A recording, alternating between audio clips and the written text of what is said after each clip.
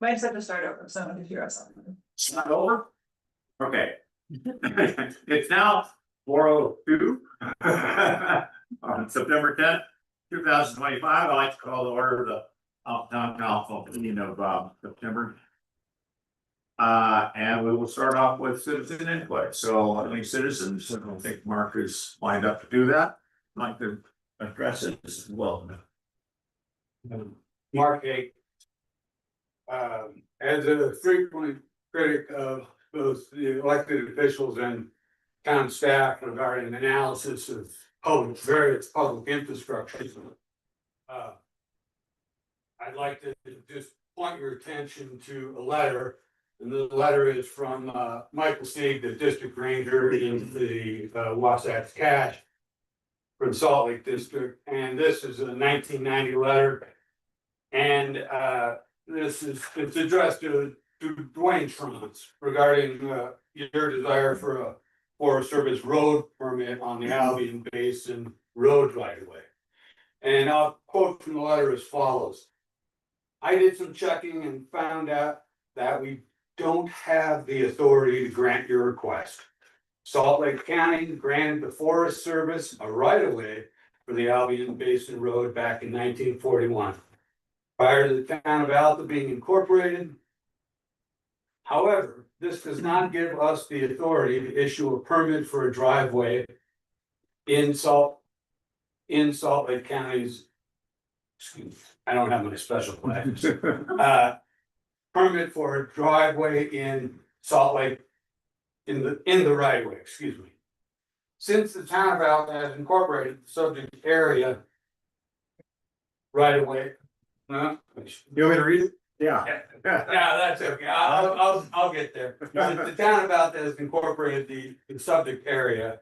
Salt Lake County has abdicated their responsibility and authority for the right of way to the town of Alta. Thus, you need to work with the town of Alta regarding your request.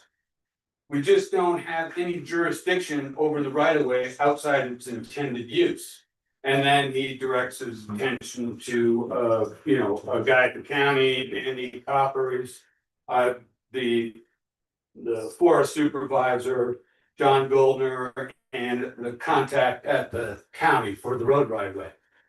Now, my point here is not that this is even a definitive circumstance here, but I think it's a fair question to ask.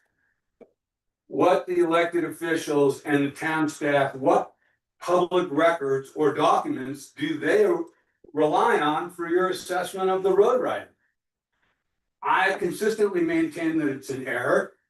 This document itself was in 2010, I approached then planning commission member Burke, excuse me, and I expressed the notion that potentially they had not done the best analysis on the road right of way and the status of that road. And this document was among, 20 or 30 public record documents, either from Utah, UDOT, the county.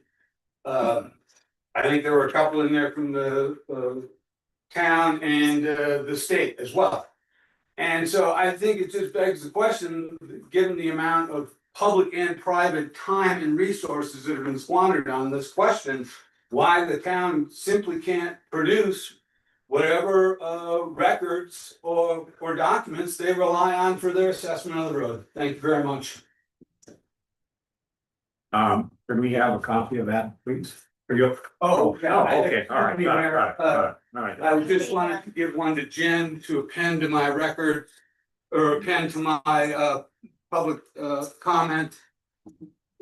It's your agenda. I'll take more. I want to do All right. Are there others who would like to make a public comment? Ms. Burke. Nice t-shirt. Thanks. Has to do with my comments. I'm gonna add a little salt and a little pepper. Salt is to enhance flavor and pepper is to spice it up. So the first thing I want to do is to praise the council and the staff on the Tom Moore restoration project that is in process. I know it is not done, we haven't decided good, better, or best, but I like the idea of putting in a toilet and restoring something that has historical. And I would request, is my pepper, that we add trash to that in addition to the toilet. And that's part of the t-shirt. So for 4/5 of the town's, the municipality's history, we have participated in cleaning up the canyon. But we do it in the winter. I'm here to tell you, trash is not only trash. Yesterday alone, I picked up a dirty night. This is something that people need to have a place to put things when they're out recreating. And it would be really helpful if the town and the ski area and could partner to put trash cans in other places so that somebody has a place to put these things and doesn't rely upon me to pick it up. Also, in terms of the Tumwater toilet, I would like for the outside lighting to comply with dark sky in case we ever get that process.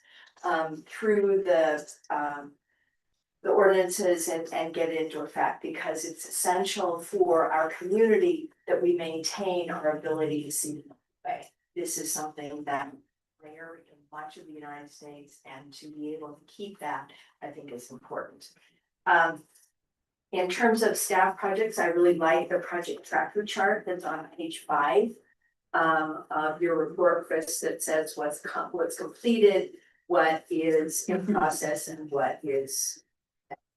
And then also I like the chart, the 4 fund balances chart on your summary, Jen, for account balances. I find that to be really helpful. In terms of the Schwanz estate, I could probably take up the entire town council meeting about that, but I won't, since it's limited to 3 minutes and I've already used a portion of it. But 2 things I wanted to highlight. One is that in the comments that the estate made regarding the 11 conditions that the planning commission sent to the council, the elevation that they're asking for is more than 100 feet above the current summer road. And I don't know the height of our trees, but that probably exceeds at least most of them, if not all of them. And then the second thing is, if we are going to rewrite a development agreement, I suggest that needs to have all the parties at the table, including the estate, Salt Lake City Public Utilities, Wood Company, since they're involved in the ideas about potential easements or the water tank location, the town development and town council, plus the US Forest Service and their land. Thank you. Oh, sorry, last thing, the conservation easement that they're proposing for the 1 point, for a portion of lot 1, which is necessary to get the developable area that they need for development, put that into a conservation easement, sets up that parcel for a non-conforming use, which the town has a great deal of difficulty dealing with, and so to establish it from the get-go, even though I like the idea of conservation easement, it sets up an issue that I would prefer the town not put itself into. Thank you.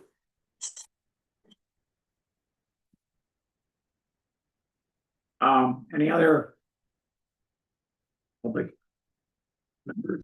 Yes, ma'am. There was one public comment. Oh, yes, Cliff. Yes, that will be part of the meeting record, but it was emailed to all of you.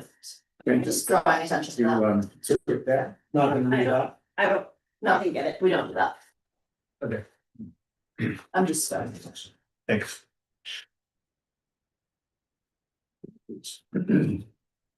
Okay,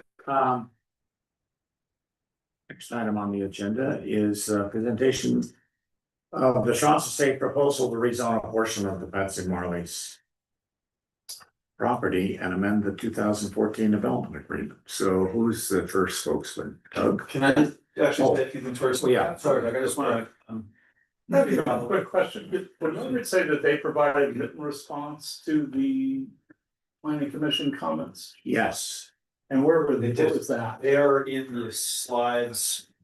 That the state provided that are in the packet, so you can hyperlink to it, it's packet, it is. They'll be on the screen, but. And Doug, yeah. And they saw me to be on the screen? Screen. Okay, Yeah. thanks, I guess I just must have missed that. So, here we are. This is, there is a long and arduous backstory on this topic. It's exceedingly complex, and speaking with a few folks about this topic over the last few days, I found it very difficult not to descend into rabbit holes, dwell on technicalities or what ifs, or really know where to start. So at the risk of the backstory short or discounting by describing it, I just wanted to your thoughts on what, from my perspective, we can focus on at this point, and also just a distillation con for the Marley property that are sort of in discussion as of right now. For the immediate backstory, I provided a staff report that's in the packet that itself is pretty long. Much of the real backstory here is sort of contained in another staff report and commission meeting and public hearing in July. Like I said, a very long backstory here. Development on the property has been in discussion here at the town since the beginning of the millennium, if not that. Most recently, the estate submitted a petition to the property to FN20. Commit 15th meeting. Hearing a neutral recommendation to the council, and that recommendation of approval the reason approved in the development agreement, and then alongside that. So backstory. I don't know if you guys have any questions on that at this point. I'll just clarify that there's no action on the agenda today, so there's nothing we can take action on, and we haven't proposed that you all consider taking action today. So this would just be a work session discussion. On the pros and cons, I completely accept if you all or some folks in the audience, including the estate, do not agree that these are appropriate pros and cons, strengths and weaknesses of either the 10 lot subdivision, which is of course contemplated in the development agreement we entered into in 2014, or the 33 unit condo building that is the subject of the petition to rezone and the estate's current proposal. But I'm going to lay them out here anyways, because my real goal here is to try to have the council focus on the fundamental land use question here. There's a huge long list of other factors at play in making a final decision about this. But for now, the key question for the council is a condo development better than, is it preferable to a 10 lot subdivision or not? So I just want to describe to you what I think a couple of the pros and cons are for each of these developments, and I'll just take a couple minutes and do that. Starting with the condos, we've been discussing this a lot more recently than the subdivision. The obvious upside to a condominium project is that there is a smaller development footprint associated with one building as opposed to 10. There's most likely a single utilities corridor. There's most likely a single driveway. There's only one what would be a large building footprint in this case. And then of course, the other part of that is that the estate proposes to apply conservation easement to that land up above the road. There is potential with the condominium project for a less disruptive access alternative that would not use the Albion Basin Summer Road. That's subject to Forest Service approval. That is one of the entanglements that exists with the ski area, but for now, it's up to the Forest Service to permit that. The estate's proposing to include workforce housing units in the condominium building, or affordable units. There's no provision for that in the development agreement or the subdivision plan. They do propose to partner to build a trailhead restroom. And of course, in the FM20 zone, short-term rentals are allowed and condominiums in the FM 20 zone as they are in many of the condominium units over in West Alta. So we would generate sales tax and potentially transit room tax if we were to apply that in the future.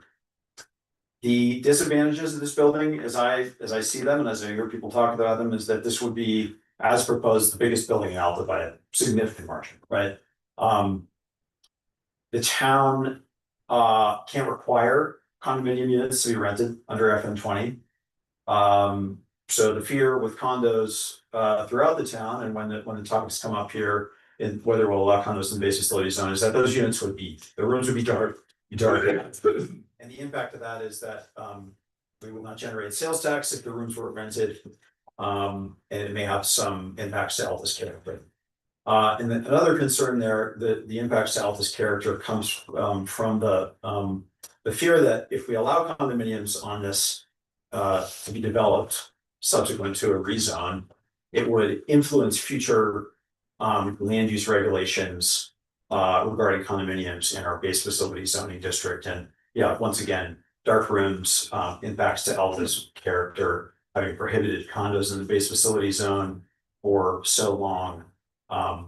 You know, it would be a major change.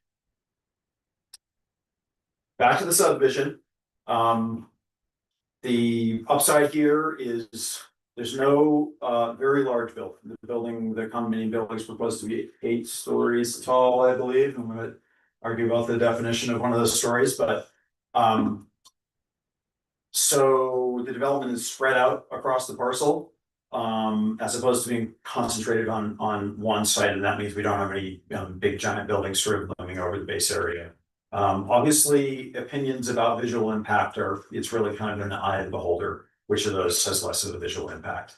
Another advantage is that this land is currently zoned FR1, and under the development agreement from 2014, the proposal is to keep the zoning as it is today. So that was one of the big, that was one of the town's sort of points of negotiation in the development, in negotiating the development agreement, was maintaining current zoning, and we managed to do that. Downside, of course, is that under full build out, the subdivision plan would, spread development across the 26-acre parcel. There'd be utilities installed to each of the 10 lots. There'd be up to 10 large homes. There'd be a driveway that's probably unique to each of those lots, all the way up, to the sort of southeast corner of the parcel. Another big downside is that if the subdivision gets pursued, that Forest Service approved project on the Albion Basin Summer Road does seem like it would be pretty disruptive to existing users. This is either a pro or a con, depending how you look at it. Rentals are prohibited in our forestry and recreation zone, so their rentals are prohibited in the single family homes in Grizzly now. They're prohibited in the FR zones in West Alta, not in the Peruvian Estate zone, but our base residential zone in Alta doesn't allow short-term rentals. That may perhaps contribute to the residential character of the future of the neighborhood, but it would not yield any sales tax revenue to the town. And I think again, whether single family homes are more frequently occupied than multifamily units or condominiums in Alta is not something that I know well. I don't think we have data on that. But there is a fear that 10 homes up on the snow-covered Summer Road are not necessarily any more likely to be occupied than condominium units. So that's not something that I can prove or anything else. So my recommendation to the commission again, or sorry, to the council, is to focus on that key question. Are condominiums acceptable? Is the open space so valuable that we're willing to sort of stomach whatever impacts to future land use regulations might be created by allowing condominiums? If we are comfortable with that, if we're comfortable enough to take the next step, I'd recommend the next thing we discuss is the planning commission conditions. I think anyone who's read the packet will find the estate does not want to pursue the shorter building with the commission. One of the commission's primary conditions was that it needs to be essentially 2 stories shorter the estate for now has said that they don't want to pursue the project if that's if that is that height limitation in place. But again, for now, I would focus on that key question about condominiums or not. I'll just point out that the estate does retain that subdivision entitlement because we agreed to it in 2014. So we are still bound by that development agreement. We will be until we amend it. And I'm not going to speak to any conjecture, regarding the progress of development on the property today. I know there's been a lot of talk about that, and it's just sort of a little bit out of my scope to be weighing in on that or recommending a position for you guys. And I guess I would also just point out that I think there are a lot of other factors that could affect Town Delta land use regulations in the future. Ski industry is volatile. Was remarkably stable in terms of our development pattern and the scale of its economy over the years, but we just don't know what's on the horizon, and we don't know how whatever's coming over the horizon is going to affect the future of our general plan or those land use regulations that implement the general plan. So I think I'll leave it at that. Again, I recommend you guys focus on the condominiums, the question of whether condominiums are preferable, whether the open space we would get through permitting the rezone and allowing them to develop a condo project is worth the impacts of a big building visually and whatever happens to our zoning ordinance in the future. Thanks, Chris. Yeah. Sound good? Well put together and summarized, given all the complexities and moving parts. It's a little bit tricky boundary though, because I think water is something we need to talk about. And so that's on the periphery, they have enough water to do the residential project. It's very unclear to me that they have enough water to build this building. So I would ask for a little latitude to include water in the discussion. I think that's fair. That's certainly one of the key conditions in the that was a major point of litigation that was settled in 2014. They do have a finding from the state, which is the primary regulatory body with jurisdiction over that says they can do the development. I think we've all, some of the other parties or some of the other stakeholders here find it to be cutting a little close on the water budget, but and it's a temporary. And after 3 years, it needs to be renewed. It's unclear what happens if it doesn't get renewed. right. And it's allowing no margin for any kind of leakage or slack. It's 8,000 divided by 33. Yeah, and we don't before finalizing the decision go in this direction is how we would enforce that water restriction. It's just a little hard to support a design that they don't have the water built. Fair enough. I mean, it's Utah water is everything in the West. So having temporary water is one thing, but not having a permanent, is kind of a big deal. Yeah, I didn't realize, I didn't know that it was temporary. I hadn't picked that up. My plan is to turn it over to the estate to speak to the slides they have in the packet. That's not good to you guys. Sounds good, Chris. Okay. Thanks, Chris. You're welcome.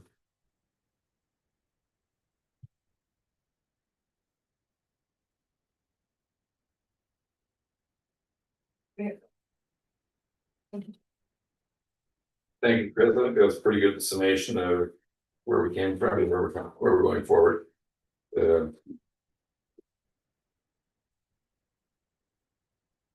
So let's see.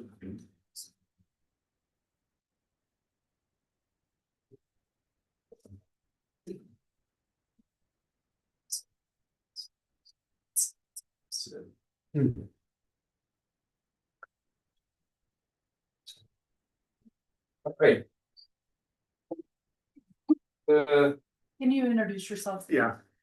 One point, Doug Ogilvy, I'm representing the state back to the Patsy Marley parcel. Oh, say your first name again, sorry. That was Ogilvy. Oh, yeah, good. Thanks. So as everybody knows, the Shrons Estate is the old owner of a 25-acre parcel on the Albion Basin Road. So it's a beautiful parcel, and the estates, among other objectives, would like to have the ability to monetize that property. In 2014, after fairly lengthy litigation, a development agreement was signed. We know that, that's not. We know that many members of the community don't love the 10 lot subdivision that was approved in that settlement agreement. But in 2019, the estate said, is there an opportunity to come up with an alternative development concept the community might like better? So we have spent the past 6 years and very significant sums of money on consultants exploring this. We've had multiple meetings with representatives of the town, with representatives of Salt Lake Public Utilities. And ultimately, we've gone through, quite a number of iterations, changing the program. Ultimately, in the summer of 2024, we've met with members of the representatives of the town. Received what we understood to be a general direction is that if we could fit within an existing zone in the town ordinance and keep the building height to no more than 25 feet above the summer road, that was a possible path forward. We've taken that concept, basically retooled and took that to a public open house in March and basically presented to the community going, we've got a choice between the 10 lots approved in 2014 or the 33 unit condo building with a maximum height of 25 feet above the summer road, which we prefer. The overwhelming response to that open house was in favor of the condo building. So here today, I'd like to present that condo building, how we got there, how we think it works, and ask questions about it. And we'll also respond to comments received from the planning or the proposed conditions of approval from the planning commission. So the history, say we had our first works 2019 ownership engaged consultants to start exploring an alternative.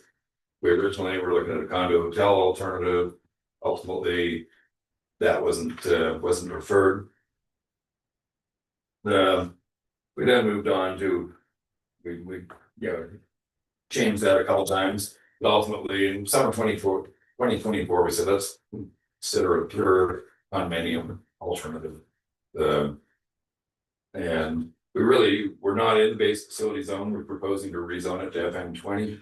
But under the base facility zone, no buildings can be more than 25 feet above the summer road. So we said, as part of our proposal, let's limit the height of the proposed building to 25 feet above the summer road. And one thing is, I think Chris alluded to, ultimately, nothing happens here unless the state, the town, and Salt Lake Public Utility had all agree that what's on the table is a better proposal than the 10 single family lots. So we think from the public open house that we do have an alternative that is better than or that the community finds better than the 10 lots. One of the questions you brought up is water. Ultimately, we completely acknowledge that we've got 8,000 gallons per day of water. That's what we have to work with. And we'll work with Department of Water Quality and with any building. Right now, we're here in front of town council to request zoning. We're not here to request a building permit or a conditional use permit. If at the time we go for a conditional use permit, the Department of Water Quality says, you know what? You don't have enough water for 33 units, you have enough water for 31 units. That's our risk to be approved with the zoning. Because ultimately, that's our risk. Because ultimately, we have 8,000 gallons of water. So when we come for a conditional use permit, we need to go back to the Department of Water Quality and say, here's the building we've now designed. You still agree we have enough water. So we don't. But it's our risk in granting it the zone. Well, the zoning, the proposed, what is in front of the town council is an approval of the zoning with the caveat that the zoning goes in place with an amendment to the development agreement and an amendment to the settlement agreement, all of which go by the wayside. We do not get a conditional use permit. We go straight back to 10 single family lots.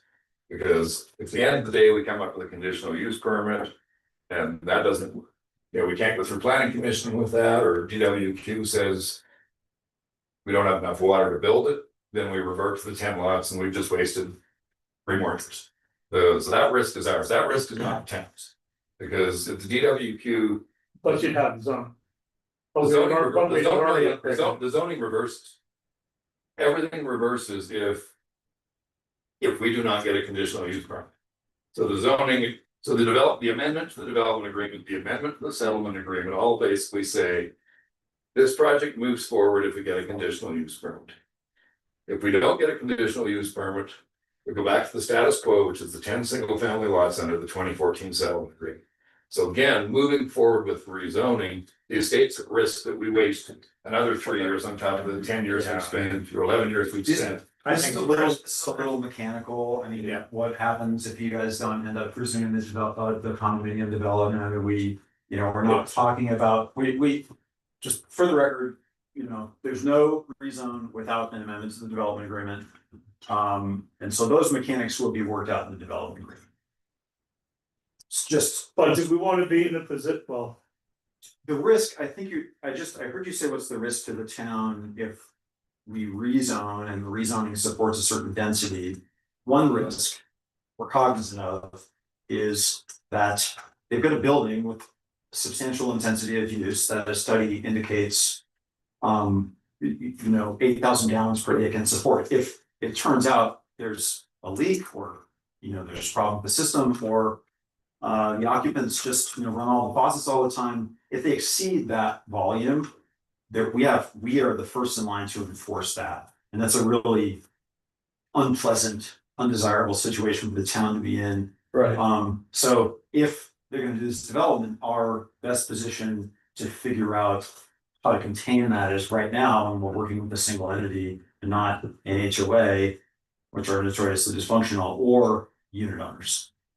So that's certainly a risk to the amount of density they could do under this particular zoning post. I don't think that's exactly what you're getting at, though. yeah, I mean. The 8,000 gallons divided by 8 homes. Or excuse me, divided by 10 homes, that's a manageable amount of water for those homes. These condos are an average of 3,000 square feet apiece. And 242 gallons just doesn't seem like enough water. And I think the town, prior to us approving the zoning, and it seemed like the planning commission also was very concerned in this area. We can't be on the hook to have to then provide water if the water, I mean, they're gonna be in Florida enjoying their condominium sale proceeds. And we're gonna be here dealing with their HOA. And we can't be on the hook for that. And it just seems like this is a significant open issue, and I'd be reluctant to support upzoning until they deal with this issue more satisfactorily. Is the water I very much appreciate your comment. Mhm. Is the water based on yearly usage? It's based on a monthly usage. So for the 2014 settlement agreement, it's 8,000 gallons per day on a monthly basis. So It's if not, you it's have not peak day, it's the peak month. so if you have a heavy February, because everybody refills their hot tub. Yeah. And all their kids are in from college vacation or whatever, so you have very, very high use months. It's not like you can spread that out to May. Correct, at our peak month, and the peak month here probably is either Christmas or probably February is the peak month. And basically, Aqua Engineers looked at, a number of similar condominium buildings in Deer Valley that. Have similar occupancy to what you would expect here, that also have, generous owner amenities in the property, and the 241 gallons per unit per day. They comfortably fell within that 241 gallons per unit. Have you provided that study? Yeah, was that provided? Have we got? Yes, that? we provided it, Aqua Engineers. It's, we have not provided it directly to you, it wasn't the planning commission. It was in the packet for the planning commission meeting. So the town's got it. So, I mean, I mean, the question is, are they really 3,000-foot units? There are very few buildings over there that you would say the average in Park City. in Park City well, certainly in Park City. Yeah. 3,000-foot average is big average size, and I just like to put my hand in the wound and really get my arms around that the buildings you're pointing out as comparable are in fact comparable to the, quite substantial units you intend to build here. That's been on the to-do list that I've lost track of, but I'd like to study those comparables. And Did you feel better about it? those comparables, yeah. Yeah, so that's kind of getting into the technicalities, so fundamentally, the question before the town council is. Would you prefer to see 10 homes on the side of the hill, or would you prefer to see one large condo built? We acknowledge we have 8,000 gallons per day of water available to us. Doug, let me paraphrase what I thought I heard from you, which was this. If the town council rezones this segment. And it subsequently works out that you really can't make it work. Financially or otherwise, then you're gonna go back to the 10 homes, is that right? Correct. And that hasn't been presented to the planning commission or really discussed between the town staff and the estate. Yeah. That showed up in some term sheets and we had issues with that. And that would be their choice to do it, and also, does it raise the question of, if they change the design. Do they have to come back and get the zoning? I mean, the zoning is somewhat dependent on this design. So, well, the zoning basically creates a box that any future building needs to fit with it. So. If town council chooses to approve the zoning, that zoning is going to cap the height of the building, it's gonna cap the number of units in the building, it's gonna require workforce housing, it's gonna require a parallel driveway. It's gonna require, trailhead restrooms, but at the end of the day, the actual building is drawn in the package in front of you as less than 33 units, but we don't know. The ultimate developer, may want smaller units than the ones that are drawn in that package. And it's reasonable to assume that many of those characteristics of the development, height, coverage, unit count, and so on and so forth, will be passed in the development agreement. Those will be established and agreed to in the development agreement, so. Right. So then it becomes specific to this design. Yes. But this time, my point, so if somebody buys the site, they'll want to do something pretty radically different. Tiny little units, but. So the goal is. That would be permitted, No, that wouldn't be, they have, Renegotiate. yeah, cause I think it's supposed to be that the. Design and development agreement ties to the zoning upgrade. Yes, the development agreement will basically put a pretty tight box around the site. It's gonna say, here's the maximum height. It's gonna say, we need 2 steps in the building as you come down from the top. It's gonna say, you will have a minimum of this much workforce housing unit. So it's gonna. The fact that the zoning is there doesn't mean the next guy in is gonna say, well, that's nice, I don't like 33 units, I wanna build 50-unit hotel. Sorry, you can't do that, because the development agreement is gonna be pretty specific, that you need to build something that looks pretty similar to what we presented to. Might be a different color, units might be slightly different size, but there's gonna be no more than 33 of them. So, Well, the way. somebody could buy the property, which would be encumbered by the development agreement and zoned per a decision to rezone it. And they could do a smaller development. Yes. Now, they'd be entitled to do the development agreement provides for, but that is something that could happen. So I think what bothers me a little bit about kind of this conversation is that we're being asked whether or not we want condos or 10 homes. But yet you're telling me that the rezoning is gonna design this box, that we're gonna have height, setbacks, coverage, all these things in it, which again, I was on the planning commission for a while, but.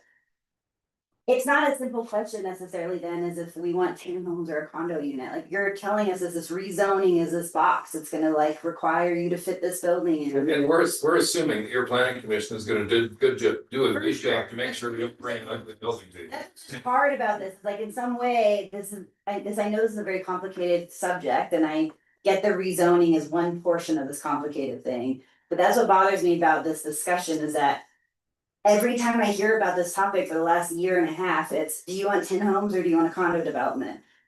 And I get that that's kind of part of it, but the same time as you're asking for a rezoning of a building of condo units that are going to be, I haven't heard this term yet where, we're willing to have a condo unit, but we want to work with you guys in the planning commission and try to get this height adjusted. I just looked at the planning commission's conditions and it looked like the height, you guys weren't happy about that and so that's just what's hard for me is a little bit is like, it's to me, it just doesn't seem as simple as 10 homes or a condo development. And I get the rezoning part and I know our authority for the town council.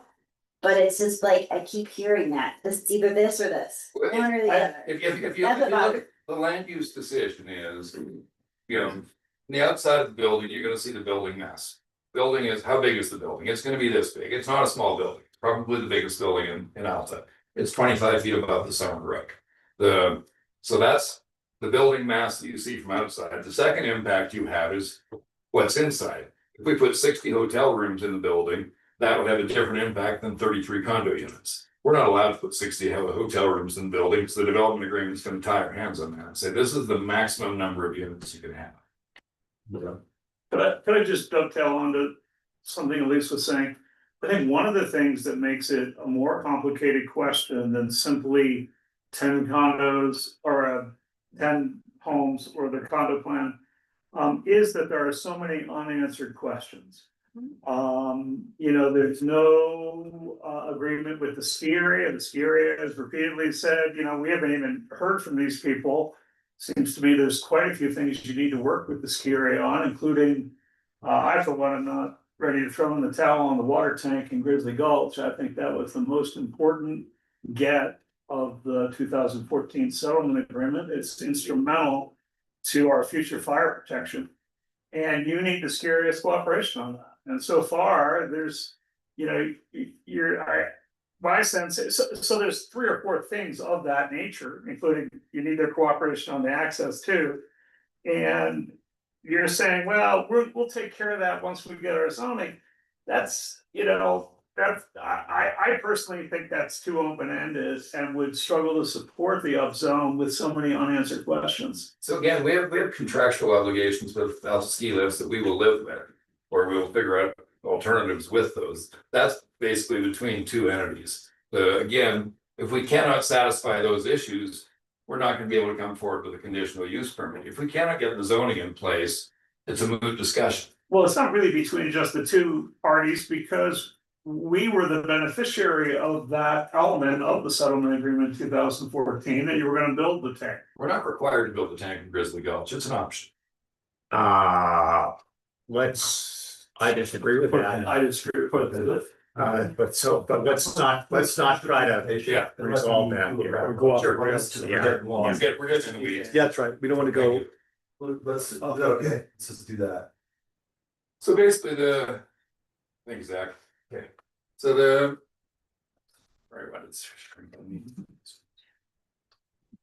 so the proposal. So here's the 25 acre parcel. So the proposal is to rezone the area in white.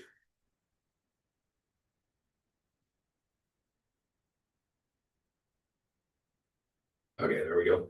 Rezone the area in white from to FM 20, multifamily, 20 units per acre, leaving the balance of the land above the summer road with current zoning. Within that 6 acre parcel, there's an 1.5 acres above the summer road that would be subject to a conservation easement. This is the conceptual plat. It's a funky shape, and the funky shape was required to meet the different site coverage and units per acre, the different requirements under the FM 20 zone. Here are the site constraints we're working with. We've got wetlands and we've got 50-foot setbacks from stream corridors that have been surveyed out there. So while we're rezoning, 6 acres, part of that is the summer road, roughly 3.5 or 4 acres below the summer road. And the development is really the bottom corner of it, the south corner of the property, the driveways in through the rest. Everything above the road is subject to conservation easement. Could you define subject to? Subject to means we, under the amendment to the development agreement, under the amendment to the settlement agreement, we would be required to record a conservation easement in support of a suitable conservation route. That conservation easement, again, when we get into term sheets, has got specific criteria within it. So generally the criteria are we can put a water tank there and we can put pipes coming down from the water tank, and that's pretty well it. Would it preclude you accommodating the ski area with some of their requests in terms of like the lift easement? Probably. Right, that's the debate. Preservation versus ski company is the debate, we don't really have. So- time. But can we go through the proposals and I'll wrap it up, because this is, we're not getting really anywhere, we're just. So there's, Well, so ultimately, the conservation easement is something, if we agree that a condominium alternative is better than 10 lots, then we have to agree on the terms of the conservation easement. If we can't get over the land use decision of whether a condo building is preferable, then we don't have to talk about the but you conservation. can't tell whether it's preferable without the answer to some of these questions. We'll get there. In the presentation, you mean? Yep, and I'll get a summary and it'll be super easy. Okay. Cause So basically, building in the bottom corner. Bed, overall, the references, and we'll, planning commission proposed a condition which we agree to, is that we develop the parallel driveway so we don't disturb the current winter uses of the summer road. Overall, we've done a skeleton of a building and basically a volumetric study to see if we can fit what we're proposing on here. So we're looking at basically common areas on the main floor condo. Cross section through the building's useful. It's a tough site. So there's the summer road right here. So the proposal is to cap the height of the building at 25 feet above the summer road at the midpoint of the building. So we're putting a USGS elevation on there. So we're not debating in the future exactly what the top of the building is. We're proposing a maximum height of 8 stories. The planning commission was brought to our attention with an exposed foundation at the bottom under county code or town code would count as a story. So we're basically saying no, 8 occupied floors, and if there's a small section of exposed foundation, that will not count against us in the 8 floors.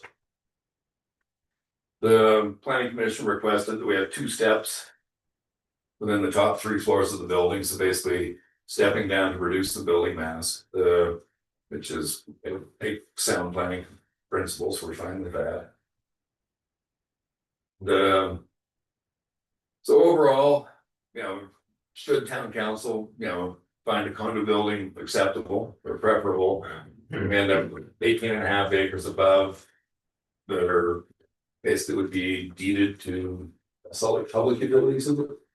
There's 20 acres of land would be subject to a conservation easement.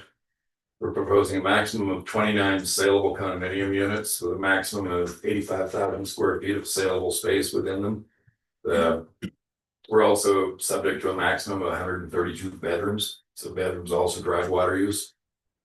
We would be required to have a minimum of 3 workforce housing units with a minimum of 8 bedrooms. These are over and above. We're also allowing for 1 ADA suite, which, we, as a rental property, we do need an ability to address that. The access would be, it's actually not shown here. I didn't update this slide. We'll just go down. The skip access. Water, we're capped at 8,000 gallons per day. We basically have done a study of comparable buildings. We're comfortable. Our engineers were comfortable, and DWQ was comfortable that there is sufficient water for the building was proposed. So we end up with basically preservation of 20 acres of land above the road. As you guys have pointed out, there's still a lot of stuff to be worked out in terms of the amendment to the development agreement, amendment to the settlement agreement. That's where you really get into the nuts and bolts. The fundamental concept of, was a condominium unit better than preferable 10 single family lots isn't resolved, then that becomes moot. So basically access, if we proceed with 10 single family homes, we have the shared access along the summer road. If we proceed with condominium building, proposed condition of approval, which we've agreed to, is that we'll basically work with the town to get approval from the Forestry Service for a parallel driveway that will be below the summer roads. We're not impacting it. So this is basically the parking plan that's been, or the access plan that's been approved by the Forestry Service for access to the 10 lots.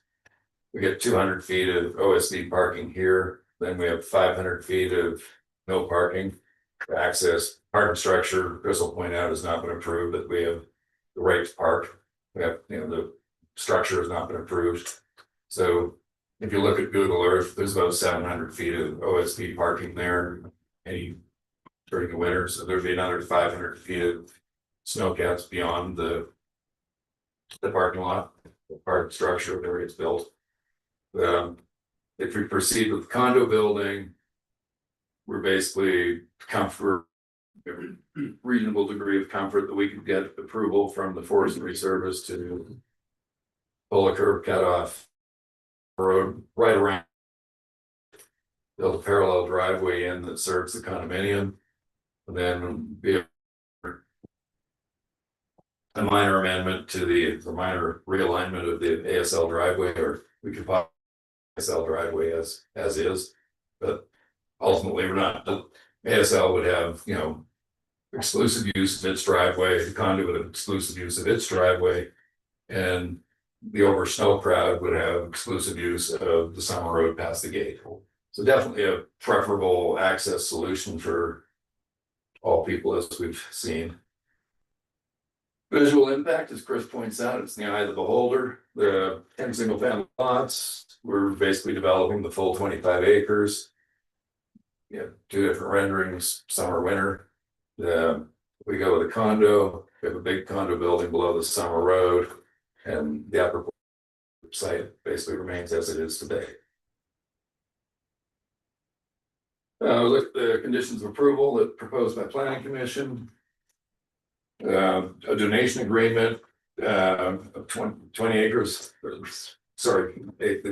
conservation easement, 19.98 acres. Details to be fine tuned, but again, town council would be approving that donation agreement, so that conservation agreement, so nothing goes forward if we don't have a conservation agreement that town council deems acceptable. Modification of the development agreement to permit the condo building, clearly capping that we're capped at 8,000 gallons per day. We've agreed we can't ask for more water. Amendment of the stipulation agreement between the estate, the town, and Salt Lake. So again, we got to work through those details. A parallel driveway. So we need the town's support to get parallel driveway approved, but I think everybody agrees that the parallel driveway is preferable to shared access on Sound Road. Do you think you need these areas supporting that? I don't, It's interesting. but I think we negatively materially impact the ski area, especially with where we're now proposing that we're not. It's within their special use permit though, right? Clearly, Within their ski area permit. Be helpful. Do you have any, can you evidence support from the Forest Service in this design? Or, we've had preliminary discussions with them, we have not applied for that, again, that's our risk. We can't get the zoning without that, so that risk's on us. yeah, but again, you're asking us to give you the zoning without you The zoning being does not able go, to evidence in any way that you're gonna be able to build that parallel driveway. I'm asking you to give us zoning conditional on us getting approval from the forestry. Service. And the commission debated at length over whether the condition was application for or having a special use permit in hand before the zoning is final. And the development agreement is amended. And it's the latter. And these guys seem to be comfortable with it. You guys are, I mean, I know you just, I don't know if it's Zach back there. You guys are gonna have to be patient with us because you've presented to the planning commission for a while, but Yeah. we have a lot of questions. That's the whole list. I Yeah. understand you have a presentation, but I at the just want to same get, time, because the questions kind of double on each other, right? sure, And but it's you're like, gonna, there's nothing new. you're gonna need to kind of work with us because it's No. gonna take a long time. It's gonna be a big process. This is a pretty important question too, because if you Yeah. can't build this parallel driveway, then the access won't be acceptable to us. Then And so we don't wanna be in a position where we've given you the zoning. no, we don't get the zoning if we don't get the parallel access. risks on us. We go back to 10 lots if we don't get the parallel. And I know this whole risk on you concept, but like one thing that you've pointed out or that you said in your presentation was this is an agreement between the estate, the town and the Salt Lake County. You're leaving out the most important partner in my mind, and that's the ski lifts. And so I don't want to hear, I shouldn't say I don't want to hear because I don't want to sound like Zach, but I would very much appreciate a collaborative experience without the ski lifts. And before I would agree to anything, I would want to know that the lift company was very comfortable with your proposal. I for one, don't want to fight with my friend. Yeah, I think it's very unlikely that you're gonna find sufficient support here. For a plan that the ski area opposes. I'll let Zach speak to ski area. He's got a much longer with him than me. And So we'll come back. I'm looking forward to hearing that. Yours? Planning commission approval, parallel driveway, for public restrooms. So yes, we can. Yeah, we think it's a good idea to provide some public restrooms that would be roughly at the northeast corner of the property, just below the summer road, I think. Or just above the summer road. And will serve letters for the various utilities. We know we need to go sit down and talk to the ski lifts. We've got a lot of things there. We think we need to work with town council and the town council things. You control land use, ski lifts control ski lifts. You control the conservation easement and the amendment of the development agreement. Height of the building, so planning commission proposed we chop 2 floors off the building. That wipes out 50% of the saleable density in the building and completely obliterates the economics. Can I make a comment here? Yeah. You know, so just did my simple mind thing. So the cliff is 9 stories, right? So that monstrosity, the concrete thing down the street. I know that you use the language 25 feet above the summer road. Bottom line is you're talking about 8 stories. So you're talking about the cliff. The downhill view, Yes, the view from downhill of the building. my view, the building. The majority of our guests in Little Cottonwood Canyon's view of the building. Majority of our residents see of the building. Yep.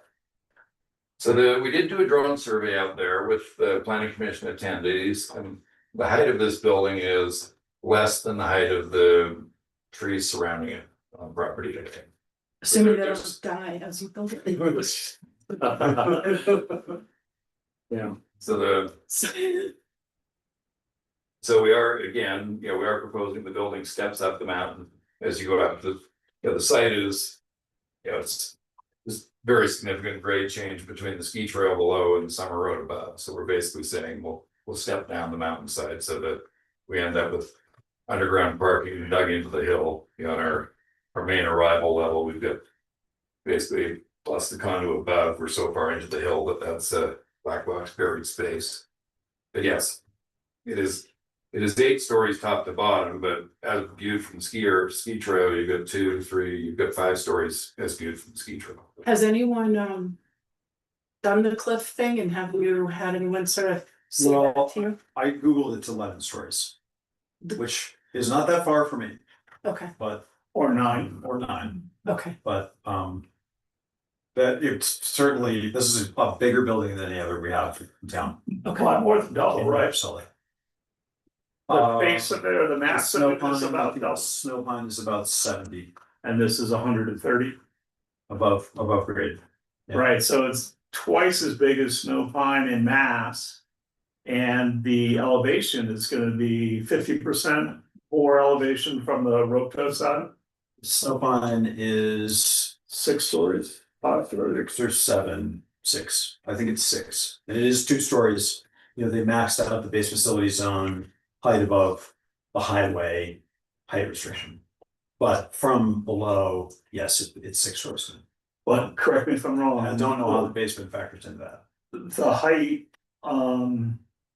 in this zone is determined by the planning commission on an individual basis, and I think if there was ever a moment for the planning commission to say, hey, gee, this standard that you're trying to pull from the base facility zone doesn't really work that great on this lot because of the slope of the lot and the depth of it. That even though you're not going, you're bringing the building down away from the summer road. So that even though you're only gonna be the 25 feet above the summer road, that's translating into this 100-foot, 108-foot glass and steel face. That's why they use that language. And so I think that's why the flexibility of the planning commission is in there. And this is an area of great concern for us because of I think it's gonna play as twice as big as any building in Melbourne. The one thing that's been brought up is previously actually, did I get through all the conditions? No, I didn't.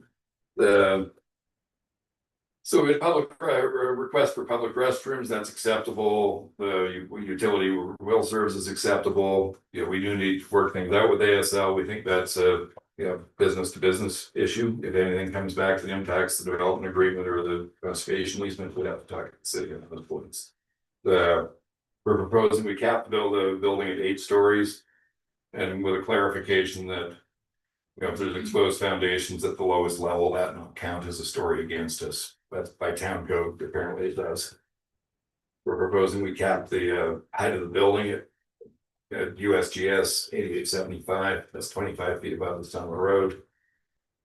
They'd like a requirement for a living caretaker, that's fine. The water tank to be gravity fed, which as long as DDW is fine with that, we're fine with that.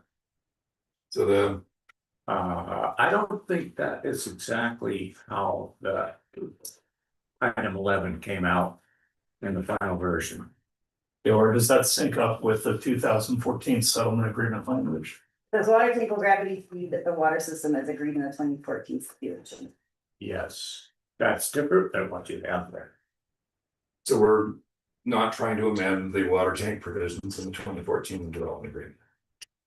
Settlement agreement. And the water thing math, John, so like 132 bedrooms means that each bedroom gets 60 gallons of water a day. So that's assuming that you sleep with someone else. So, and that's assumes you take a shower every day. Yeah. So 2/3 of your, what do you say? Together. Yeah.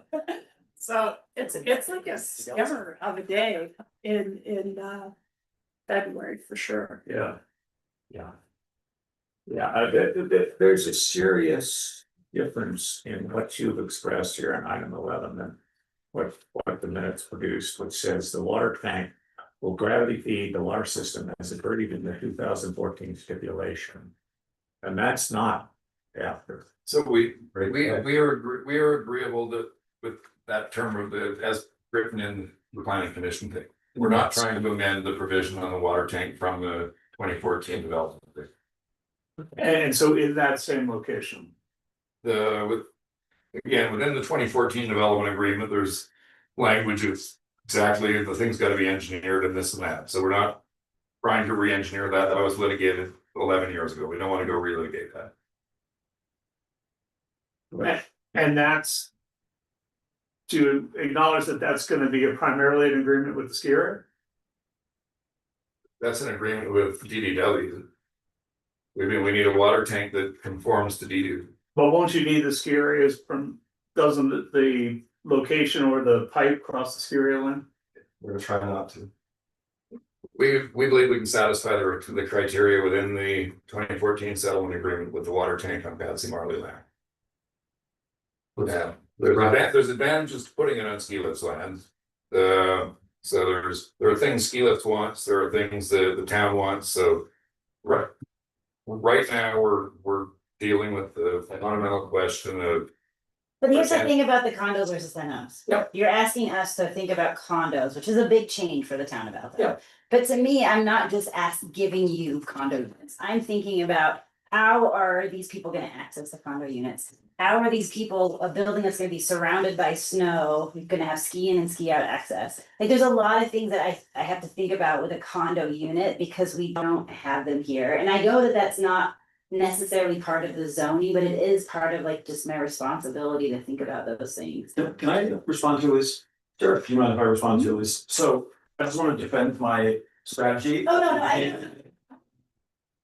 But it's it's even the question that was asked of the public at the public open house. Would you prefer 10 homes or one building? That's what I'm saying, it just seems so simple, like the. Given to the public at the open house, your overwhelming support for the 10 homes versus the one building. It's just not that simple, and your building is massive. Can I ask a question? Yeah. So this is not a vote. This is not formal action.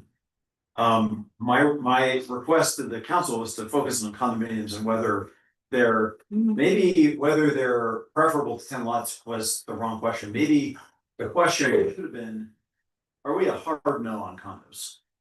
And what I'm hearing, I'm gonna go out on a limb and say what I'm hearing is that we're not. It's just that it's a huge bundle of sticks. We want to pull some of those sticks out. Like, we're just gonna walk, we're about. The thing is, I don't know if I'm a hard no on Well, that. That's the thing is, And I would say like your presentation was very interesting. It's just the open house, right? And so when you present something and you clearly have a preference yourself, and you ask, do you want one building or 10 spread out things? Of course, the people that are there are gonna say one building, kind of myself included. And then I see this and I'm like, holy bundle, that thing's freaking massive. And I don't like it. And for a whole host of reasons that I haven't even shared. And so I agree with Elise, it's not really simple. I don't think you're getting a hard no. I think you're getting a wicked no on what you create. Can I insert something? They're not done with their presentation, and I think we should let them, no, I'm not trying to stop us. I think we should let these people finish what they have to say. That's all I'm saying. I think we need to let them finish. I'm Zach Hartman with Land Advisors, hired by the estate. You can't tell, Jason and Wade, they do the legal.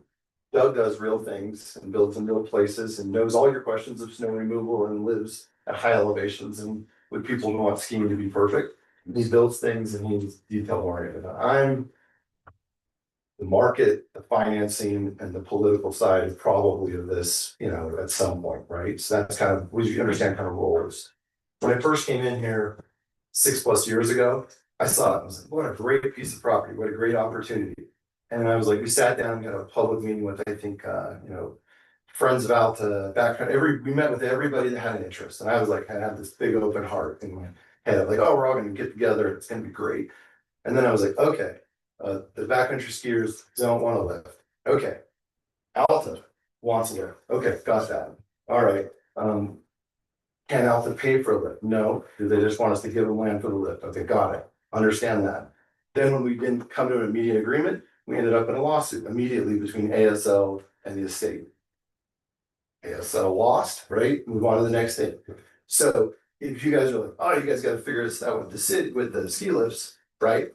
We would like to know all the bad things you're gonna do to us before we go to ASL and what all the bad things they're gonna do to us. And I think through this process, everybody in this canyon does not trust each other because everybody wants to protect this canyon and we all love it. I've been hiking and skiing jumps in Grizzly Gulch my whole life. I thought this would be more fun. It's not been fun. And as we went through this process, what I thought was like, we're gonna do a conservation easement, like we're gonna do something awesome, we're gonna consolidate development. We're gonna impact as few, and you're saying you're knocking down trees, like, yeah, of course, we're gonna knock down trees, that's what this is. But we were trying to minimize that because within the estate, we have like, get me out of here, I hate this place. And I'm a shareholder about that, hard things to solve within a group, right? And so as we go through this, like you couldn't see my frustration because you're like, water. And the truth is, you've always been honest every time we've talked. We've never had never did I not see a different opinion. I love that. I just want to get punched in the stomach and move on if that's what's going to happen. And in this point, in a trustless transaction, people have to start saying condo or this. And like it used to be like, hey, let's design it, let's be friends, we'll figure this out. But we've been whittled down on the square footage where the economics no longer make sense on the last edit. So if you don't like that version, be done. It's over. Like we don't need to tickle this anymore, right? And if you're like, hey, you gotta have the water, you're not willing us to take that risk, we're done. It's over, right? Let us spend money, let us be screwed, let us figure it out, right? Like that's the thing. So my hope was that everybody that wanted this to be something else could understand you're probably not gonna get 100% what you want. We hit our max with the last edit. We hit our max in spending any more money on a death of 1,000 cuts from the town of Alta, right? We're ready just to be on our way and say we failed at trying to find a community edit. Does that make sense? And so, you know, that is difficult to deliver because it sounds like an ultimatum, but it's really more like a relationship of like, remember, we don't like each other. Like, remember, we don't trust each other. Remember, nobody has treated each other well in this whole process, right? And so if we put something out there that is the goal for all, is there a way to bridge to get to that? Like, that's the question, right? And so it is really simple. Is it condo or is it lots? Is right. Because I know that if you can stop me in any way, shape, or form, you will. That has been the behavior. That is the past. We are not friends. The question is, can you do something that in the canyon has a better impact that we both like? And I think I felt like in the last meeting we went to a no, right? That's what I got. And then watching you guys do this again feels like a no. And so I just want to put the brakes on it and move on to the lots, call it a day, unless I've misread the room and there's great joy and we can figure this out and we can have all these pieces they should and you know, like get this done. Again, I don't think for me it's a hard no. We've been talking about condos forever in the town of Alpha. Just keep it the same size, right? Like the 2 floors off, we want that size. It's not that, it's that when this was originally proposed to us, like 10 homes, yeah, like, I mean, an idea of 10 homes, I've been on the council for a while. I've been to the Forest Service open house when you guys were trying to build the parking structure on Summer Road. I've been to that whole section. I've been through a lot of this. I've seen a lot of iterations of the Shrunk State. And I am all for you guys being able to do what you need to with the land. I don't, like, I do truly believe a property owner should be able to like do what they can with their land. The hard part is that well, after I look at the buildings and I also weigh in the condos, the possible dark rooms. If we give you rezone you condos, we're gonna have to look at condos in the rest of the town. Yep. That to me, in some ways, with how big your building is not looking as great of a package anymore. Like in the beginning, the 10 homes were like, oh yeah, I would love to eliminate, I'd love to put it in conservation Yeah, easement. the thing we give is the 25 acres, like we have more land than anyone else is gonna show up here with a refit. And so again, I'm not a hard no, it's just, I have a lot of questions, because while you've been working with the planning commission for these months, Yep. you're just starting with it. I'm just trying to, I was trying to look at my trauma and my damage, right? And so you should feel where we were at, right? And You are kind of painting Little Cottonwood Canyon as this untrusting environment where It nobody trusts each other. It's not. Like, we work with the skier in a tight partnership, we with the Forest Service in a tight partnership, we work with the UDOT in a tight partnership, so. All those partnerships are so essential to avalanche mitigation. I mean, there are so many things relationship wise and partnership wise that you have to rely on. So if you're gonna build a condo unit of 33 or 38. I'm trying to picture families in here, right? Yeah. We're having an avalanche cycle, a 903-inch year, and you need the ski area to room out your building to get people access to ski and ski out. Yeah. Or you need your driveway plowed, or you need the marshal, I mean, there's just so many partnerships, so for me to hear. That you guys are struggling with a skier, and one of the reasons you're don't wanna meet with them or whatever it is, it's very just worrisome, because we. no, think about it. Just walk that back a little bit. We are so tight up here, though. We rely so much on each other's resources to do everything. Yeah. Like if we need a first responder, if you guys have a medical incident in your building, who do you think's gonna respond to it? Ski patrol. Totally. And so that's the Who's thing. gonna end up having a house in our building? That's what's Ski patrol, like there's a lot of community crossover here. And that's So what. but everybody's got their territorial hackles up. And my point is like, if you could start creating the list of what the trades are, you could do it. And like, hey, move forward if you got the water, that's a trade. Hey, if you're on record, you can get that, move forward. But it's just too many small deaths to get there, right? And you know, we will have our discussion and settlement with Ski Lifts. We just will. It's inevitable to kind of sit down and do that. And they will, you know. Well, I think what we're trying to say is that you asking us to rely on your assurances in that regard. In what And in regard?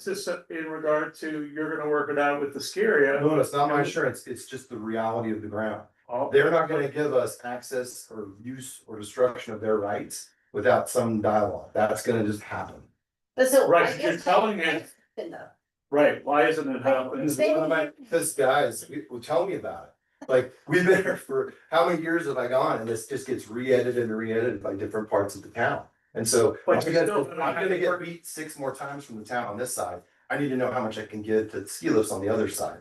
So it is like a give and take, and if you guys unite, like you are right now, you're like, hey, on behalf of the ski lifts, we need to affect this. I was like, that's probably a bend beyond what you're supposed to do. But And like, that is not, I mean, I'm sorry, but Those are the you wanna- rules. we are not.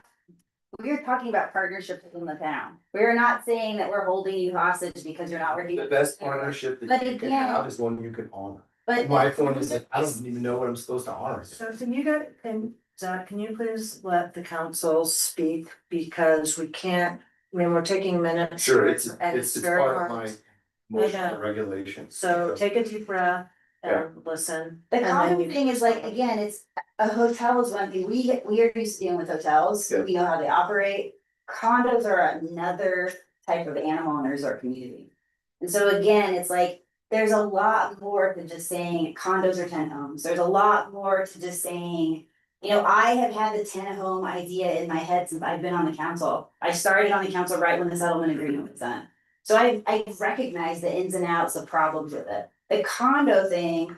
It's just, I was really expecting you guys to come to us with having all these like things assured to us, because to me, it's just. Like, why would you come to us about the rezoning if you don't know the safety in and the access of your people, or how to get stuff to them in a condo unit? I mean, that's a lot of people in a Yeah. building.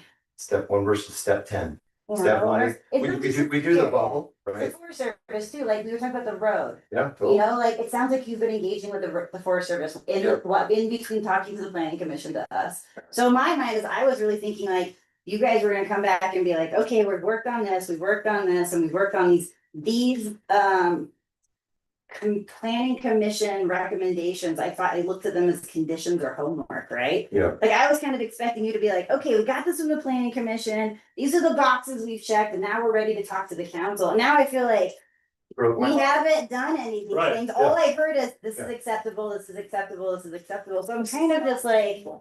And then, yeah, the height one, not acceptable, I'm just kind of like, what am I supposed to do with that? You know? like, Just do what I did when I walked out of the meeting, have a broken heart and decide if you can live with it, right? We decided we couldn't. Can I make a quick comment on yours? You know, I think that the right question is, what do we think of the 10-lot home plan? And what do we think of the condominium plan? Because it's not just as simple as saying it's a condo, but in an effort to also sort of fall into what you were driving at, let's talk about the condo elements for a moment. I think I watched the planning commission hearings again, and I gotta say, the talk that Jeff made was really great. His comments about the potential to really have a big impact on Alta by allowing condos at this site. And that's something we really wanna do, and where is that going to lead us? And I think the test he was using was, is it gonna foster a greater sense of community? Is it gonna lead to greater community? And my take on that is it's unlikely to. That with the condos, you'll have less active restaurants, almost certainly you'll have less employment. And really for us, employment and community are closely linked. And it's that losing that restaurant group of 30 or 40 people that you're gonna need to run the restaurant, because you're not gonna need that anymore, because all the people are gonna be hooking in their rooms. You know, it's not gonna lead not only to more tax revenue, it's not gonna lead to a greater sense of community. And I think of all of the impacts. I do think that if we go this route with these folks, that we do need to revisit. Allowing condos in the base facility zone, it would be a little cart before the horse to do it for one group without having contemplated whether we're gonna do it for everybody. And honestly, if we were at the point where we're contemplating doing it for everyone, I don't know that I could support it, because I think it's one of the things that leads to the unique vibe and culture and experience that is the Alta experience. Is the lodge experience with the modified American plan and your meals included in the lodge, and that's just what Alta is. It's European. And it's European, and so I mean, I feel like, you know, this is a tiny little issue over here compared to the potential impact it would have on the rest of the town. And I think we should tread very lightly there. You know, we just added equality to our mission statement. And here's a chance to walk the walk, not just talk the talk on equality. And I think when you say to us, would we be of the mind where we would need to change this condo issue townwide? I think that's really an equality issue, and that we need to treat all of our lodge owners and entitle them all similarly. I mean, the last couple of years, we've had the Powder Houses ask us for condos. We've had Snow Pine, we've had Walter has asked us to do condos so that he could fund his building at the Shiloh Shaft. So yeah, I mean, it's not. And that's what I'm saying is like, I'm not a hard no on it, but it is a very big question. I mean, there are a lot of communities of condos. I don't know how I feel about driving through town and having, I mean, we already drive around town and half the houses are empty. Like, that's just kind of our community, but it's just, again, it's just like a unique thing that we have, and so I don't. It's a very big I think question. you both nailed it. Like, I think that's a really good summary of how we viewed it. I think, you know, it's funny when people know we're thinking about doing this condo, the amount of families that like come up the canyon that are like, yeah, I want a place. I want to avoid the madness. I don't want to drive up and I want to camp out. Like, my guess is we'll pre-sell the majority of these units to people that are already having an outdoor experience. And then you're going to put a parking lot. Now you'll get some interim, right? And you'll get some people, you know, part of it is like, do you want these people to rent the houses out when they're not there? Or do you want it to be lower traffic? Like, that's probably a question just from a high level. I mean, Doug, we did some math on how many actually get rented in the high-end pools, like it was what percentage actually get rented? Half. Yeah, so it's not like so you will get some of that keys, but we also didn't want to compete with Snow Pine, right? And those guys are coming to you for those edits because the finance, every one of those guys that's on a 5 and a 10-year redo on their loan, like that is a scary proposition in current environments, right? Because yield down, costs are up, rates are up. And so they may need it just out of survival, right? We didn't think coming in as a hotel was financially feasible, and that's why it's 100% condos.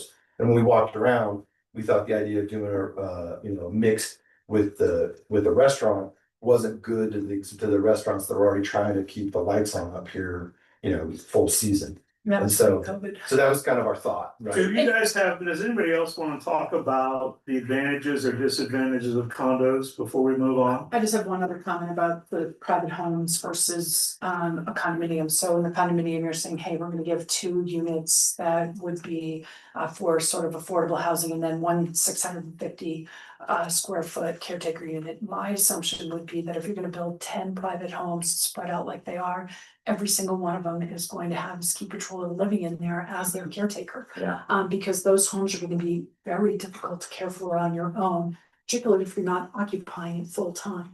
And so I would say that the 10 homes would create more housing for our community. Yeah, and more employment. Yes. And the state knows about it. Excuse me, sir? The state knows about what it takes to have a single family home up here, right? Oh, yeah. It's a major You've gotta commitment. have somebody helping you out. Right, and you get back to the employment equals community for us, that's just kind of how it is. And, I think of the summer and the noise ordinances, and, we put up with weddings all summer, and we don't love that. But you know why we do it? We do it because it fosters a sense of community, because it keeps more of our people employed year round. And we've made a valuable decision that we want to support that, and so we do it.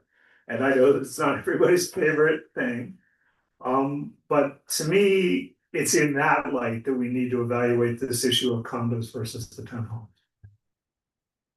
As I see it, what you're asking here is you would like us to rezone this. But then you are retaining the option to switch back to the in-homes if it doesn't work out for you. Think of that as a good way to look at it. And the way I totally understand why you would say it, and why I've heard it said like 3 times this way. The way I would say it back to you is like, I know someone's gonna get me somewhere on this path between now and I get a building permit. And I want to at least be able to run away and light my $4 or $5 million on fire for the pursuit of my failure and mistrust in the people around me, right? And then be able to just go back and build the lots. Like I can't feel comfortable enough that once I start down this road, spend the money, delay the time, miss the market, not hit it while I can. That if I can't run back to my base case and just light, $4 or $5 million on fire. Because once we start designing this, pushing it through, like the clock's already ticking on this as we've gone through this for a couple of years. So don't look at it like where you're like, oh, we're just running back to the lots. We're just scared to death and of the unknown. As are we. And so my question is there a way to paper this up so everybody can feel comfortable? Because we can't spend the money on all of these things where it's a subjective no. We would love for you to say like, yeah, you can have water if you can prove that you won't need something from us. Yeah, you can do this, you can prove you can access it through this. Like, that's what we're looking for, the rules of engagement, right? We received a public comment that suggests that perhaps you were unable to sell those 10 lots. Is that why you? 100%, you cannot sell 10 lots, you can't report a quarter flat, because the town won't be helpful and sign something they're supposed to sign. And you can't move forward and do those kinds of things and collect money from people when you can't deliver to someone else. And that's part of the experience, and so why we're just like. This is the hard part about this whole thing. It's really like way different than I thought it was. I mean, we've talked about this for an hour and a half now. We have a whole other agenda to get to, but But I think we have to. no, we need to talk about this a lot, but what's bothering me about this is it's like.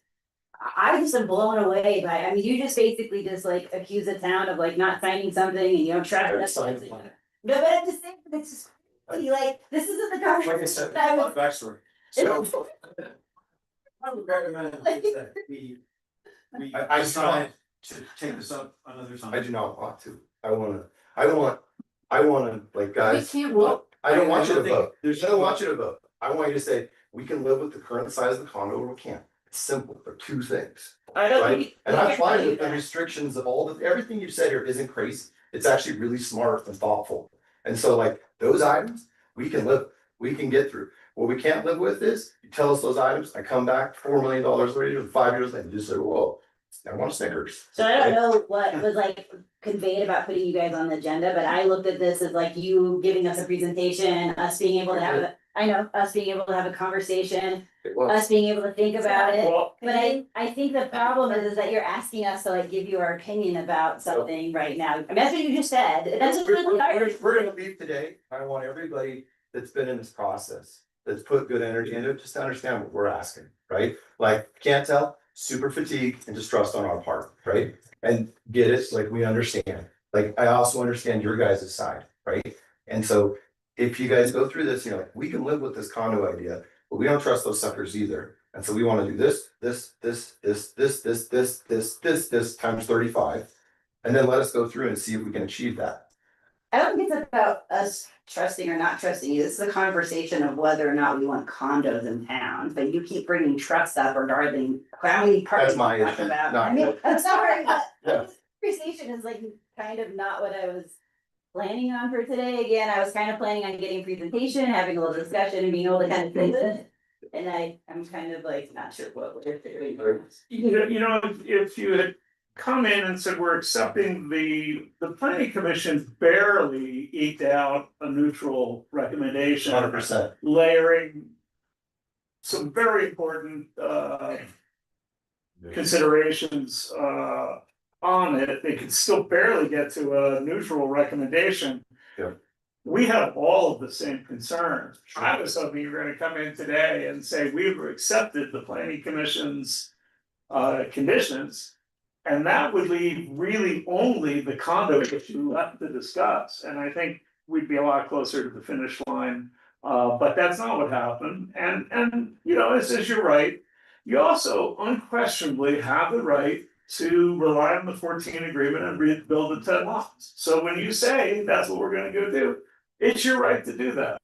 And so I respect your right to do it. Unfortunately, the condo question is gonna be very difficult. I can't tell you that if you said yes to the planning commission every single day, we say yes to the condos, but we'd be a lot closer than we are now, because now we're being asked to accept your assurances with regard to some very important issues to us, like access and water, and tackle the condo issue. And I say, well, geez, with that amount of weight on it, I just don't see you getting a majority of us to support the Absolutely, absolute. the word assurance is the wrong word. I would call it restriction requirement, right? Like you're gonna hold us to that. Like it's not like, hey. Well, you're I'm gonna assuring figure us it out. that you're got the problem solved. No, I'm saying I'm willing to spend the money and go try to do this, and if I fail, I'm gonna go back and vote with them once. So wait, Just one really quick point about the serious, since I was kind of tendentious about that. I've been wondering why we weren't seeing a draft of the conservation agreement. I will say that if the conservation agreement that you intend to give blocks the ski area out of their forever blocks them out of their expansion goals. Yep. That would be a big strike against. I would not support an upzone that close the ski area out on. The best part about. They're our best partner, they're our most important constituent. Dude, We you're need to the support best. the ski area. You're the best. It makes it super easy. All you gotta do is say, this is subject to you doing this. And then we go to, well, if the town's cool with this, I go to the estate, I'm like, are you cool with this? And then I go sell the public utilities, I'm like, are you cool with this? Right? And that is the debate. But if I don't know what ghosts are coming, I don't know how to address them, right? Right now, I have to try to get an approval as it sits. And then go through and talk to ASL and get the approval, and then work out a deal with them. And I don't know how to do that on a moving floor, right? I'm just letting you know that the ASL aspect is important to us. Sure, so just put it in. We all depend on ASL every day to do the thing that we're here to do. ASL 's awesome. It's Yeah, like the it's greatest they're an important constituent. So if we, I was gonna say, again, I came to this thinking that I was gonna kind of hear some information, ask some questions, go back and sit with it. We would maybe have a work session about this. Is that not what you, like, I kind of just got the impression 10 minutes ago that you don't want that, you don't waste any more time. So- What I want is, I just want to be clear where we're at, right? Where we're at is like, look. What the planning commission did is a no-fly zone for us, because it cuts half of our sellable square footage. We lose money the day we break ground, right? It just doesn't work. So, like, that's easy, so if you can't live with that, that's like one of those ones like, next, right? And then we've got term sheets been going back and forth, guys have tons of detail on, right? That's basically helps you with the mechanics of how this works. And so, like, those term sheets, I think would give you great comfort and if you're in the term sheets, you're like, hey, ski lift needs to know X, Y, and Z. Just to be clear, I didn't think it was gonna be productive to bring those to you today.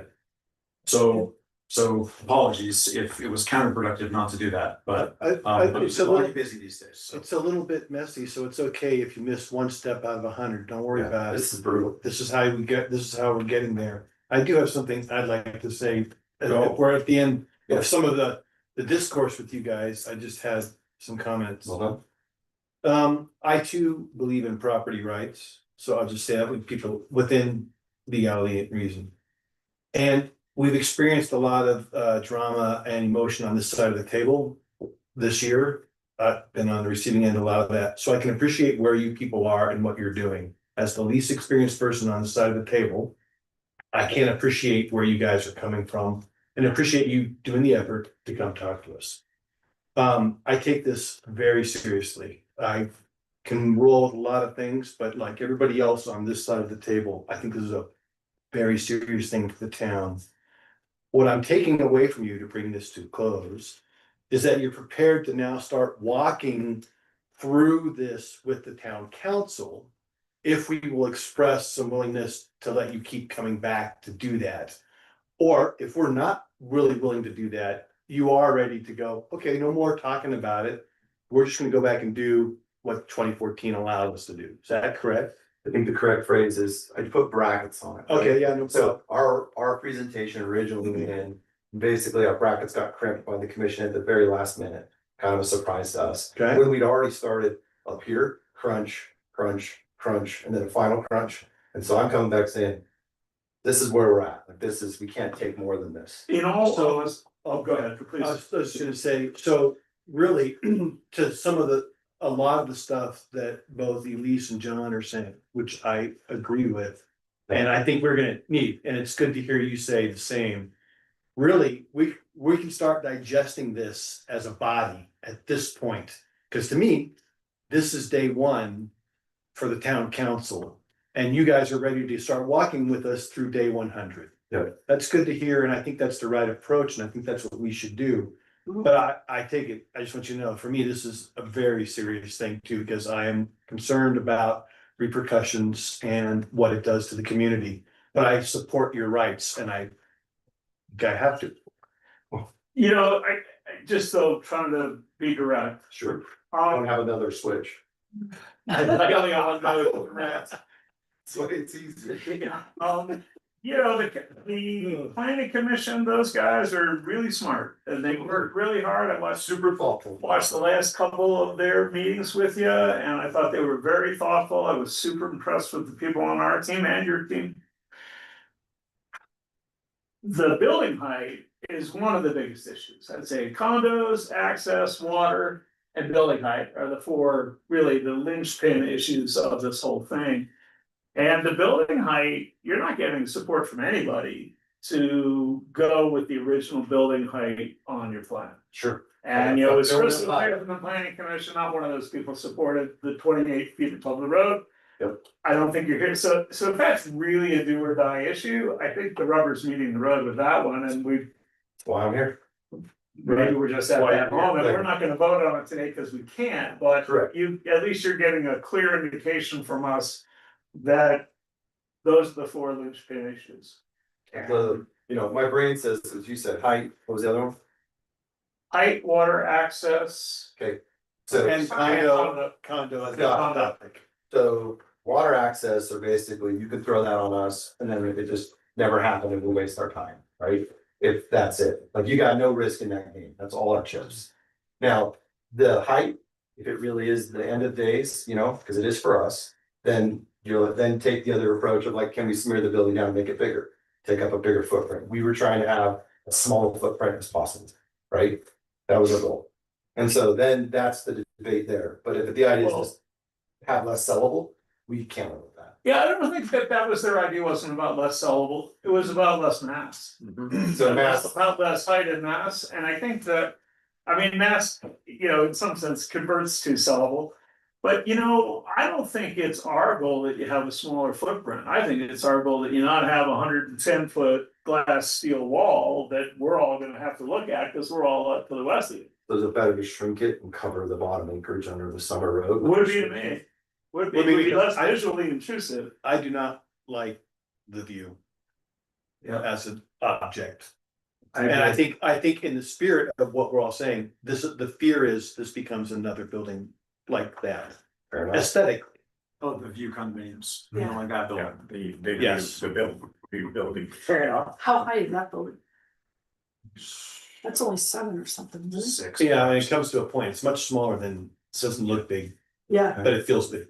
it looks weird. Well, and it's important when you look at those buildings, those were zoned 45 years ago. Yeah, My neighborhood was done in 1983.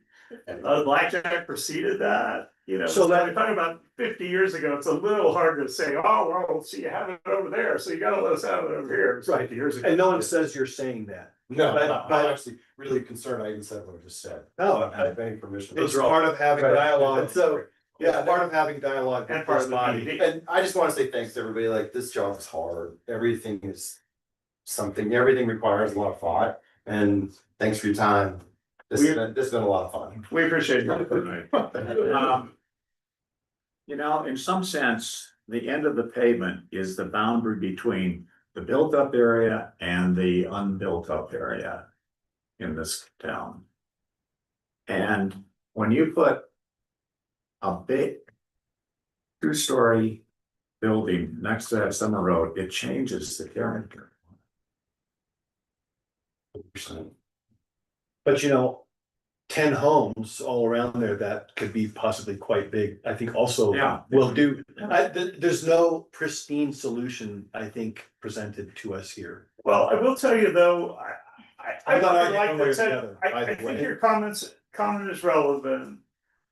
I'm not, 8,500 feet is significantly under the size of like the buildings that are down Blackjack Road now. The new ones are all those are over 10,000 feet, the one that's 8,500 for the Square feet. single family. for the single family, that, we have a number of, 8,000 foot home isn't that big, that big a home, really, But it's. that's the, yeah. And I thought the Stantec plan was pretty well done. I went last summer and I walked to each of the home sites in the Stantec plan.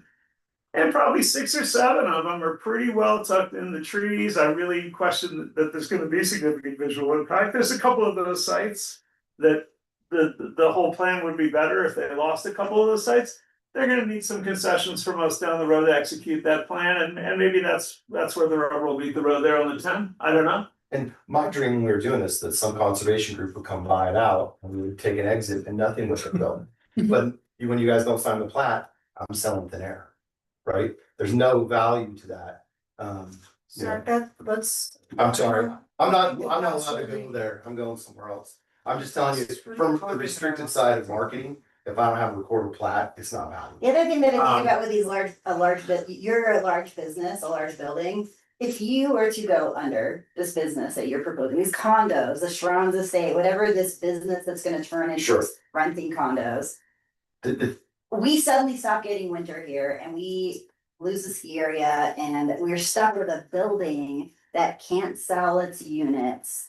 It's just a business, it can't do anything. Whereas 10 family homes up here in the mountains, somebody might still wanna recreate here, so there's a lot of things to consider about our character of our town, it's not like. Again, I'm not opposed to condos, I'm not opposed to the 10 homes, I'm like trying to weigh all the pros and cons, and Chris did a great job of laying some pros and cons out, and that's where I tried to start this whole. Conversation and keep hearing stuff and then keep being okay, pro con, cause I'm trying to like, There's risk. I'm trying to. Really no business in the condo world, right? Yeah. We're gonna manufacture and sell the condos as fast as we're gonna build 10 single family homes. But are Does that they make going sense? to be in a rental pool? No, they're gonna be individual owners, just like. Well, the condos can be in a rental pool. They can't. Yeah. HOA. So it's an. Conditional use. We're saying that's It's a an conditional option. use and. It's an option. I would gather most people doing this aren't gonna do it. And what we found on this price point that this is gonna be, Doug was saying it's about 50% rental, right? That people will rent. It's not rented 50% of the time. It's just 50% choose to. But there still will be caretakers for those houses. I mean, so we're still creating some more employment, we're creating some housing. Employee housing, and so there's still benefit even if the houses are used as much as they're used. But, Just to be clear, we can't require caretaker units correct, in single family houses, there's nothing in the code. They would be We nuts. do, not we have to caretaker. allow, well, it's 20, never mind, it's. I think we're just. That's right. The estates history, they have caretakers. We haven't done any.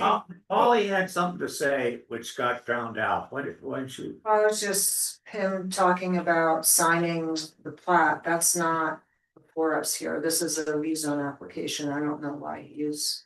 There's no issue with that, like,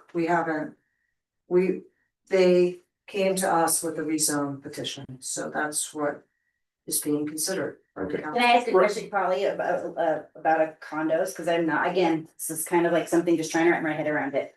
Can a town require condos to be in a rental pool? No. No, Okay. it's just up to the HOA. Condominiums is kind of weird, cause it's really just a form of ownership, Yeah, right? But they're basically apartments, but no, an HOA could. okay. And I think that's also something that I've heard from a couple of our residents. We've had some residents, I think there's some residents that believe that these condos are gonna be in a rental pool. And so now I'm kind of like, and I'm realizing that that's maybe an assumption on my part, but I think, and I know I've read the documents, it's not, but I do think some of our residents are just like, oh, they're not gonna be dark rooms, they're gonna be part of a rental pool, but I'm really thinking that is definitely not the case. I don't think you could, an HOA could require single family homes to be in a rental pool. I think they could prohibit them from being in a rental pool. Exactly. Correct, yeah. Okay, that's If that was the deal maker, let me know. no, just waiting, again, I'm just weighing it all, I'm just trying to get We've information. given you a lot of feedback, are you feeling good? Shall we, do we have a motion to move on? Is everybody feeling heard? Yeah, I think we should. I do too. Item 3 on the agenda, awesome. Yeah, you. we're already up to the 3. Yeah, thanks for bringing that. All right, this is. I'm gonna publicly stretch. Okay. I do. I'm on a 2 minute. That's it. Yes, sorry, that was long. Wow, this was not as hard as the meeting we had in like March, so.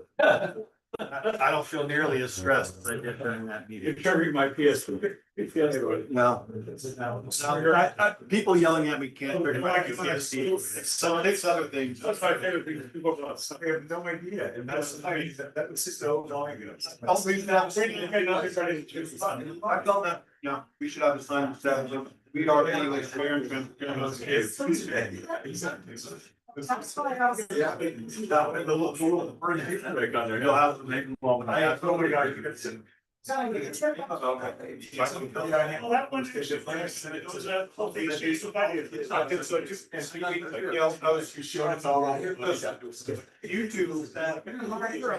everybody gets, that's a lot more depth, and a lot more experience on this. But I still wanted to let them, I was waiting to hear what they were going to say. No, now I'm driving with like a big fan. Oh, this is he's not. It's like a shitty. Yeah. Just go. So take a year and go, the workout, we ran it out. Take a year, work out every day, come out and see me again.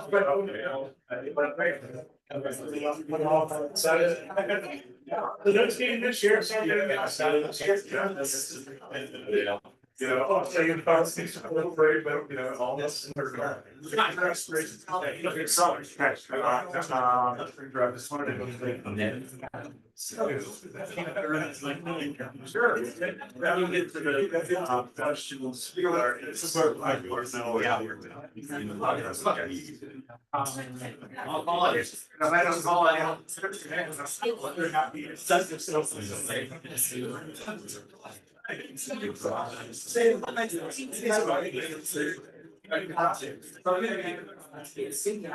Yeah, I got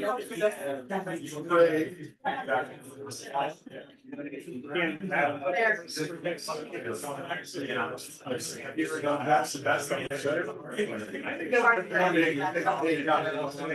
think you guys did really good with this. You go in those things, yeah.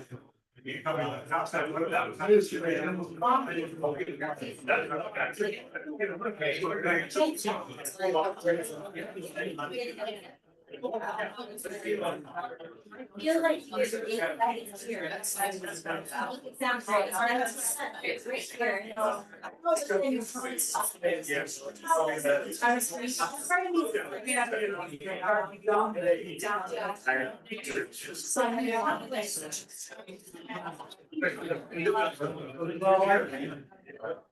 I think in some ways this is kind of like. I can see the emotion.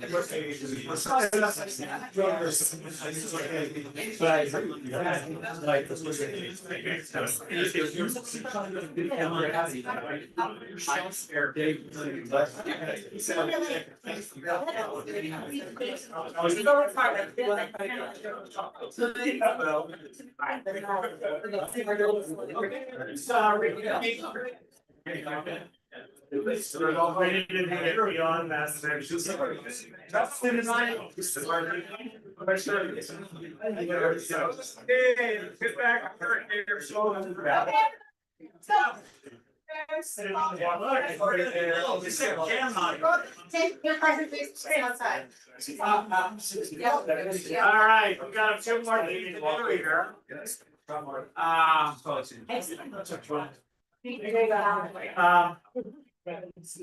Mike Vaughn is en route and traveling and has volunteered to make his report on the fly. So if we could turn it over to Mike, who's apparently muted right now, I'd appreciate that.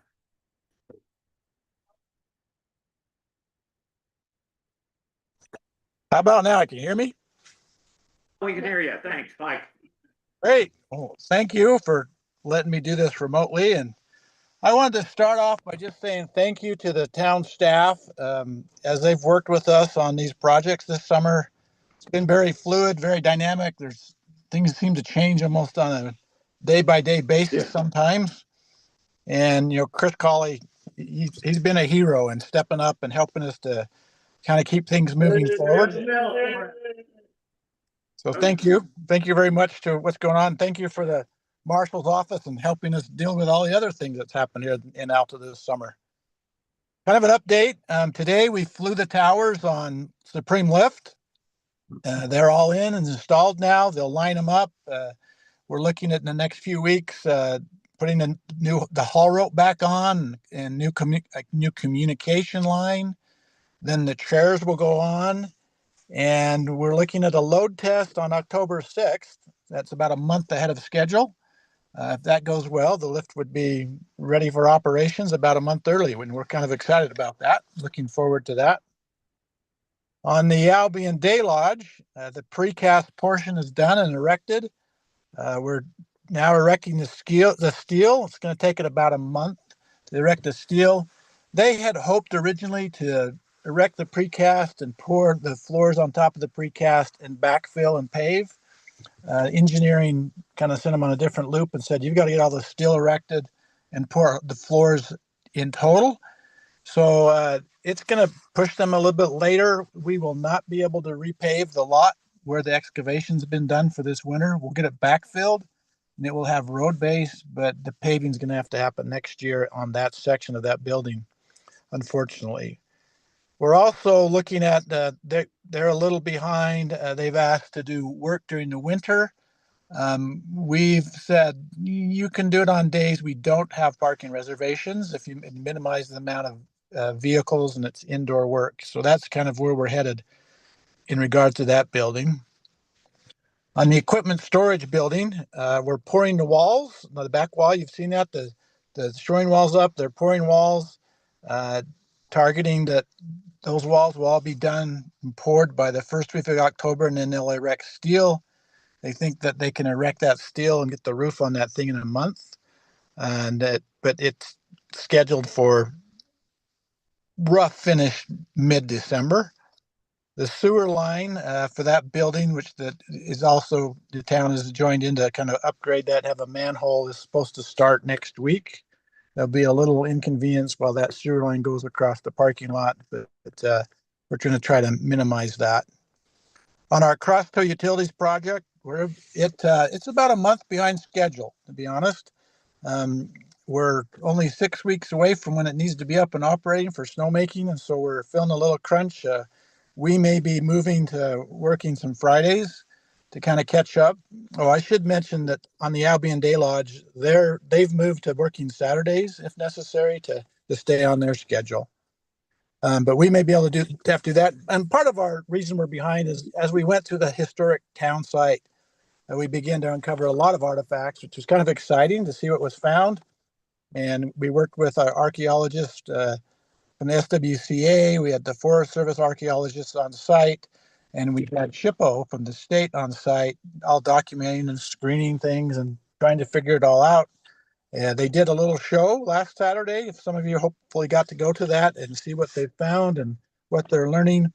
We're hoping as a result of this, working with SHPO and the Forest Service, that as we kind of remodel the second level of the Albion Day Lodge, our current thinking is to focus that on the historic town of Alta and maybe have some of those artifacts actually in photos there to display.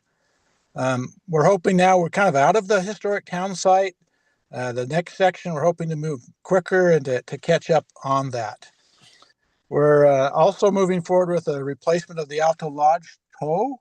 We're converting it from a fixed in position to a raisable tow, so to help with snow removal and grooming. Sugarloaf Lift has had new drives and motors installed on that, and that's almost complete too. Our High Traverse project is done.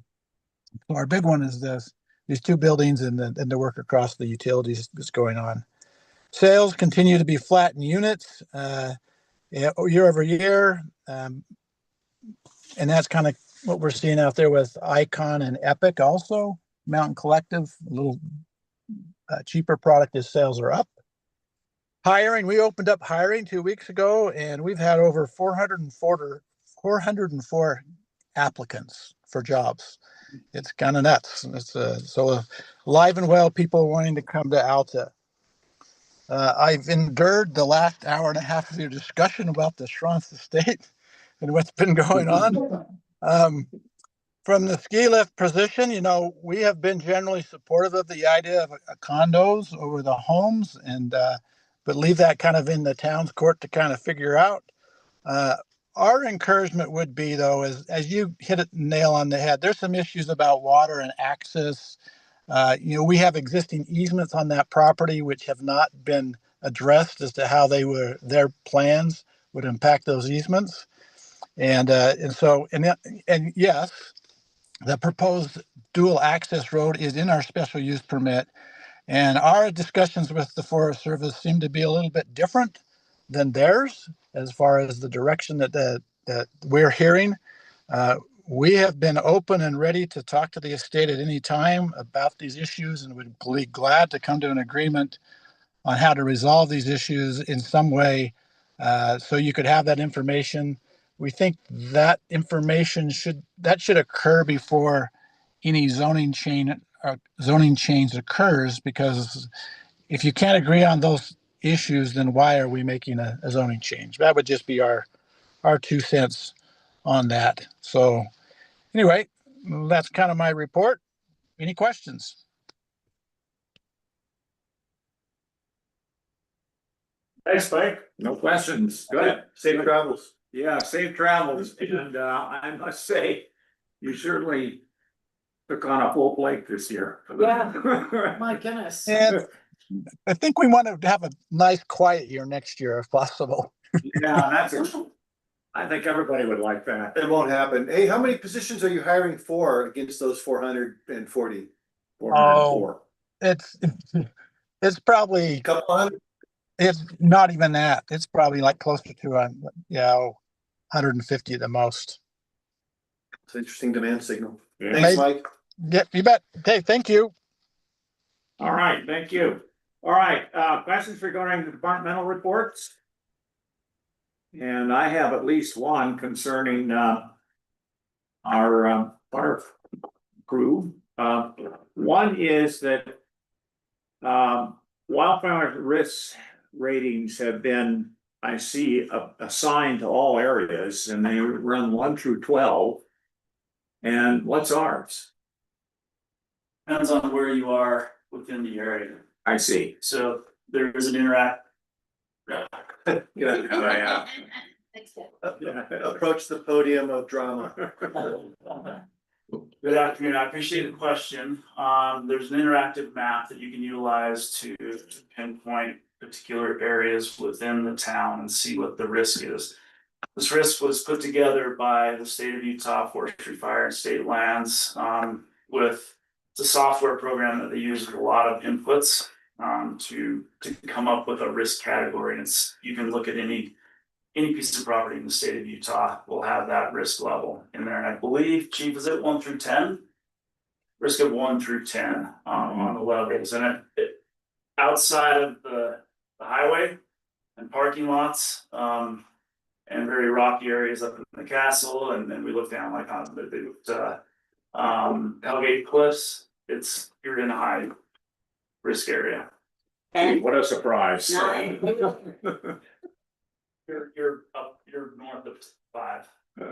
north of 5. Okay. Yeah. Okay, and you wanted to make an introduction. Yeah, I just wanted to introduce Assistant Chief Dusty Dern. So Chief Dern is our Assistant Chief over Emergency Operations or Emergency Services. And he is also my boss. And he will kind of oversee, he can explain some things about the liaison program and a couple changes that are being made with the liaison program. And then if you have any basic questions about WUI, he can also. What's Woo? I like that. That's a fun acronym. Yeah. Wooey. Thanks. I'll be brief since you've already had a long meeting, but. That you had to endure. We've reorganized our liaison program a little bit. We presented to the UFA board about this in July, and all the municipalities approved and thought it'd be a good move. So I was previously liaison over at Brighton for a number of years since before they were a town. But what we've done is we have 3 assistant chiefs within the organization. Each of us are going to be just helping provide some, whatever the municipalities need under us, so each of us will have 5 assigned. I have Alta, Brighton, Cottonwood Heights, Florida City, and Immigration Academy. So I'm just here to help out wherever I can and help Jay. I'll stop in once in a while and say hi and visit and do whatever I can do to help Jay out. Well, when you came in, we had thank a you. great emergency, we were having a great emergency NIMS training with Yeah. Salt Lake. I mean, Good, yeah. that was when you guys all kind of came in. Terry and Chad do a Yeah. great job with that, That was great. for sure. Yeah. So, If I can say so, I'm really pleased at the support that UFA gives us, this community. well, thank you. Yeah, we're here to serve and do what we can and be a part of the community for sure. Yeah. Good. Thank you. Yeah, keep it up. Thank you.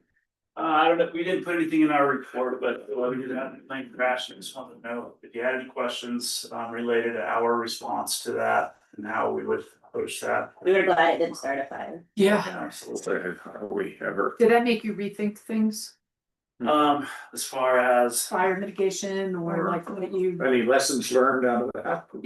I mean, there's always lessons learned Yeah. out of any call that we go on, and we debrief after calls, to see how we would approach things differently.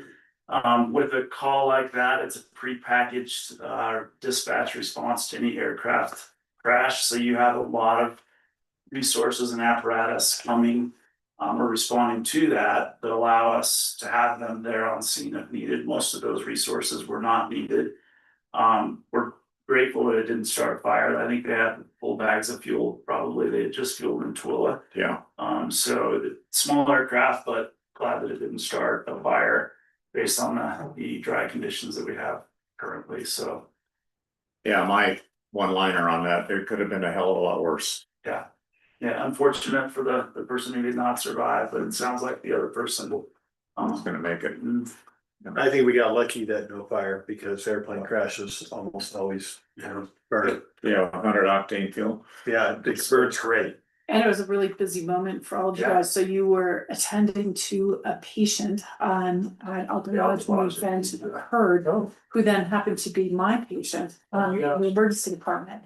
And so she was pretty cute and was like, so this thing happened, and all of a sudden the firemen were like, we gotta go. It was a plane crash. And they assured me that I was okay, and the person that was with him had written down vital signs that you had taken, so I was like, it is a community here when, you know. Yeah, it wasn't new. I think it's pretty unique in the comments that you made with the last presentation, just about how it's not just a town, it's a community, and we all rely on each other, and then that plays a huge role in getting things done, so. Absolutely. Such an amazing community. That's almost it, right? Thank you. Thank you. Thank you. Okay, approval of the August 13th town council meeting minutes and September staff and finance reports. So moved. So moved. Second. Any discussion? Okay, in that case, call for the All in favor? all in favor. Yes. Yes. Aye. Any against? No. That's approved. All right, let me go on for the mayor's report. It's been a busy month in Alpha. On August 21st, we hosted the council of mayors for the Salt Lake County. Oh, yeah. Yeah. It was in the last month. About 40 showed up. The agenda was pretty thin, so I gave a talk along the lines of living in Alpha is living with avalanches.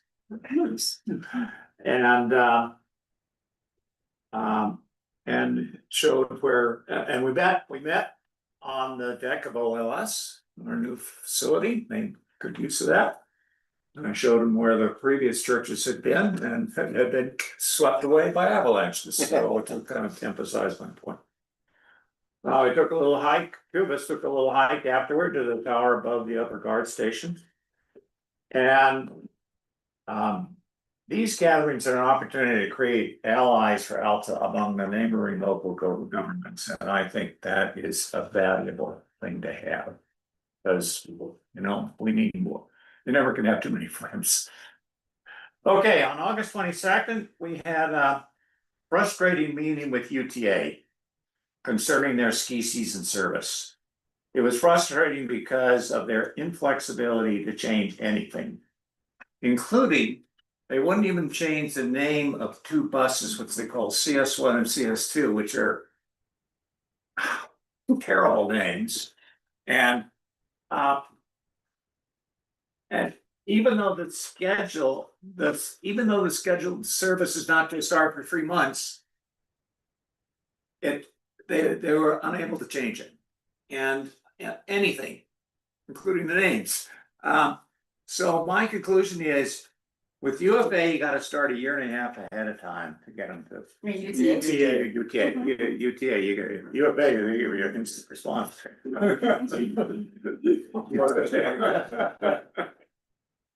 With UTA, we're gonna have to start now for what changes we want in the ski season 26, 27. On August 12th, I'm sorry, on August 24th, Junior Benoist turned 100, and there was a huge gathering to honor him at Snowbird. I presented him with a ski to the town. With a key to the town, ski would have been more appropriate, yeah.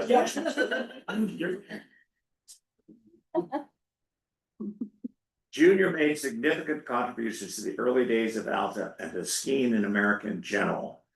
We have a proclamation recognizing him later in the agenda, similar to what we did with John Cahill a couple of years ago when he turned 100. But I want to put everyone on notice that just living to 100 doesn't automatically get a nifty classic key to the town. You got to do more than that. Nice. Okay. On August 31st, there was a big celebration for life for Mimi Levitt at the Alta Lodge, attended by many old timers and new timers alike. Among our many accomplishments, Mimi was co-founder of the Alta Defense Fund, which has evolved into FOA today. And tragically, at the same time that this event was occurring, there was this fatal plane crash that Jay just spoke to near the Summer Road, and our police force turned out immediately and effectively as always.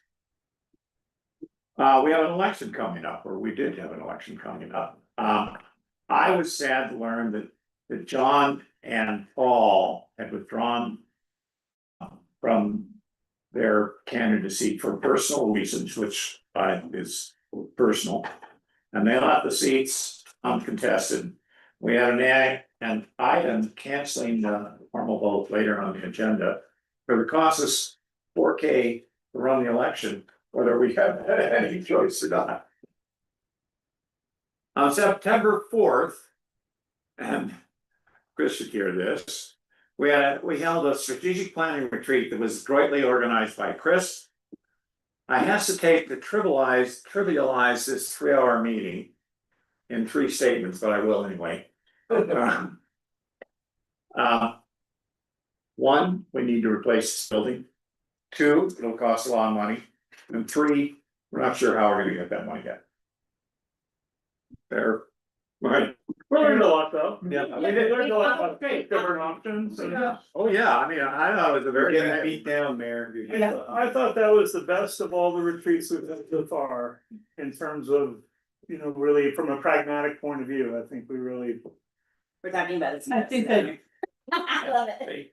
the town officers did a great job organizing the meeting. Oh, absolutely. Really. And the guy who deserves all the credit is in the bathroom. Yeah. We're gonna talk about it in item 10 a little bit. Okay. So maybe we'll. As Mike Mon mentioned, Alta Ski Lifts announced that during their excavation for the water line along the transfer tunnel, they had unearthed some artifacts from the 19th century era, which were shown to the public at an open house on September 6th, with commentary by professional archivists from the Utah State Historical Preservation Office. And this brought a substantial turnout of people. I'll say there was a few dozen there. And it was a rare opportunity to personally see some of Alta's distant past. good deal. Oh, the astronomy report. Molly's got a picture for me here. All right, you may have read that a planet has been detected around a nearby star, Alpha Centauri. And here's a representation of that. The planet is actually in the foreground, the star in the background. But before I talk about the planet, let me describe nearby. Right? Let's imagine, oh, I forgot to bring it in, that the sun is the size of a grapefruit. Okay, on that scale, the Earth is the size of a pencil lead, about as far away as the end of this building. Okay, the whole solar system is contained within about.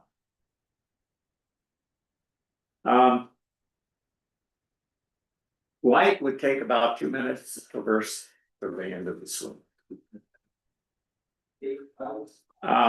The fastest spacecraft we have ever launched from this planet travels at that scale about the rate at which grass grows. Okay. Yeah. Alpha Centauri is another grapefruit in London. That's what nearby means. Okay. We're not going to send something there very soon. This Community planet was detected by the James Webb Space Telescope, and it's orbiting in the habitable zone. That is the zone in which water can be liquid. Not too hot, not too cold. It's called Goldilocks.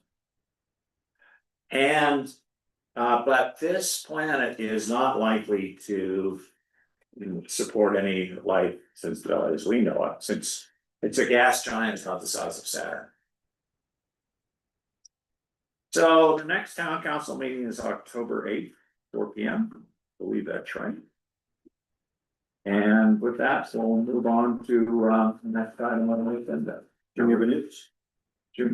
Yes, okay.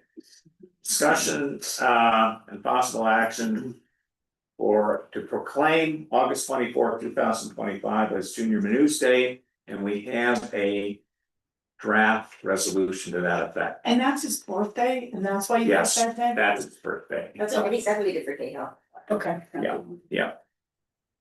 So here is we're about to be the Junior Menus Day proclamation, which I can't read.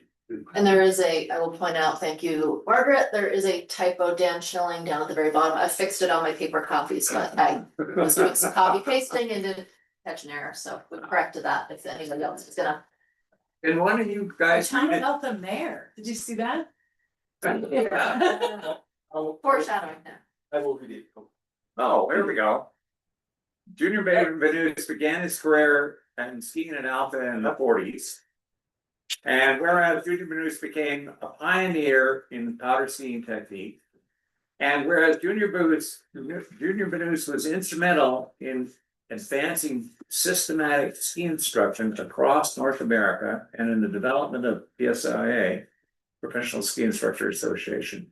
And whereas Junior Benitez introduced innovative programs for children, adaptive skiers, and seniors, and whereas Junior Benitez became one of the first American-born ski school directors, and whereas thousands of skiers have benefited from Junior's encouragement, instruction, and demonstration, and whereas Junior Benitez continues to ski at Alpha more than 50 days a year, which is remarkable. And Junior Benitez celebrated his 100th birthday on August 21st. Now, therefore, in recognition of the foregoing and the honor of Junior Benitez's lasting contributions to Alpha, the town of Alpha is proud to proclaim August 24th, 2025 as Junior Menus Day. So I move that the town council adopt this proclamation. Second. Okay, all in favor? Yes. Yes. Yes. None opposed, all right, we have, and turns out he was unable to get here today. Even with the stair chair.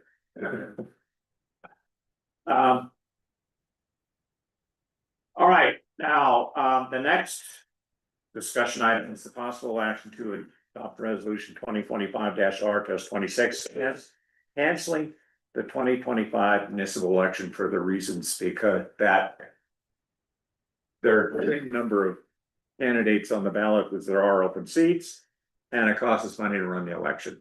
I should note that they've just put in a new ballot box down here in the lobby. That went in yesterday. Oh, well. And So, also I noticed that ACE is still gonna do the meet the candidates. yes, Regardless yes, of what we, Oh, cool. yes, they're still gonna Yeah, continue got to meet it. the candidates, yep. right. You know, if there's still questions submitted.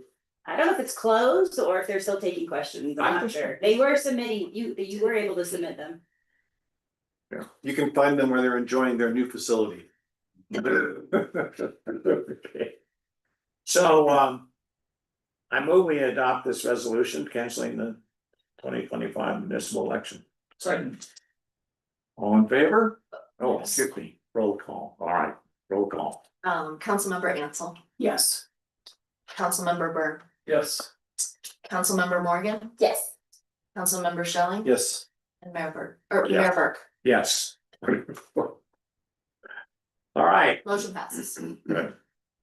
Report on the council retreat, as I presume that Chris is on here. Chris, you missed it, you were in the restroom when we were talking about it. Sense that you were, Could I just make one comment? Yes. Sorry, going back to the election, and the, we've canceled the election, but that does not relieve the candidates, thank you, from fulfilling their financial responsibility of financial declarations. So I will be still communicating and going through that process with everybody, so you still have to submit those Of in course. order to qualify and then be sworn in on, it will be January 5th, that is the first January Monday, 5th. that's the first Monday. My This God. is by state statute, That's my first fault. Monday in January at noon, let's hang out and have lunch, girl. Will we, since we're canceling the election, will we still need to do a vote after? It will not be a canvas. Okay, that's what I was asking, so then. No, we- but I'll have an administrative process. And I want to publicly thank you for the incredible hand holding. It's great that you send us all, this is a reminder, this is how. Here are the rules, yeah. These are the rules, and it's all spelled out. Yeah, thank you enough. So sorry, thank you for letting me make. those No. comments.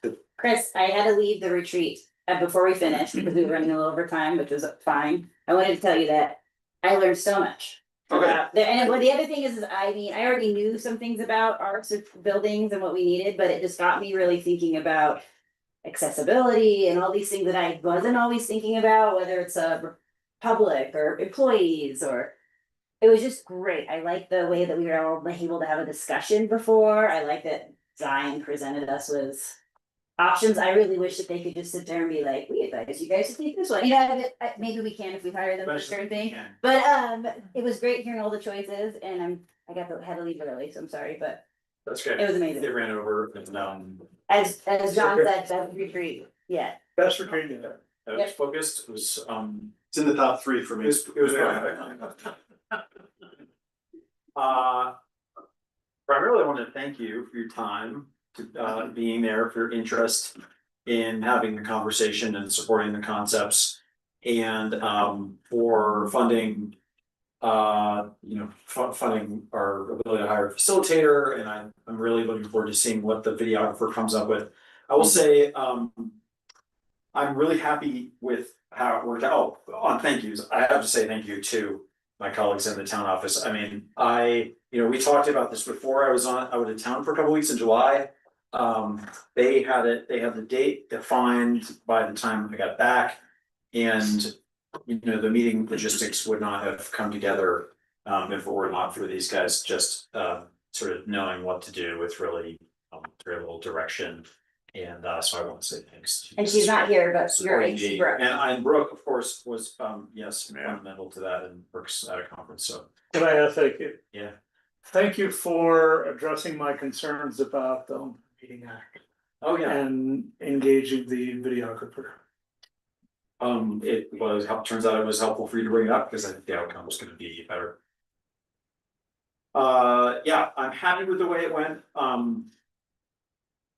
I think we made more progress in understanding public financing and what it takes to borrow money as a municipality, maybe that we did narrowing down our concept of what building we should pursue, which is not to say we didn't make progress on that. But you know, the From To shift was a little easier, or maybe, you know, earlier in the process in terms of understanding how we might fund it.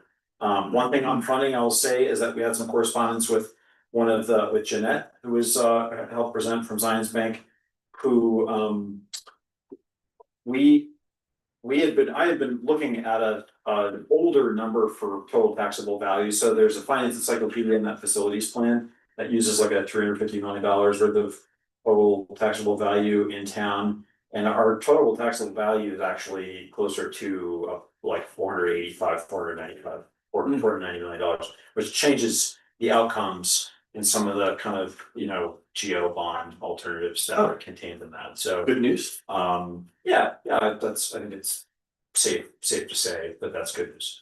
On the facilities, obviously we have more work to do. I think it seems to me what's precipitated out at this point is that we acknowledge we need to, if we want to continue to have a police department, we need to put it in a building that's resilient to natural disasters and accessible. And what else we pursue in the scope of work with an architect and a contractor to do a building, and it remains to be determined, but I think we seem to have settled on, you know, the need to replace the functionality of Alta Central in one location or another, probably here, since it's probably the most resilient in terms of avalanche exposure, and it's definitely the most accessible. So we maybe knew that before the retreat, but I think we appreciated it more. I think it's solidified. Totally. Yes, I agree.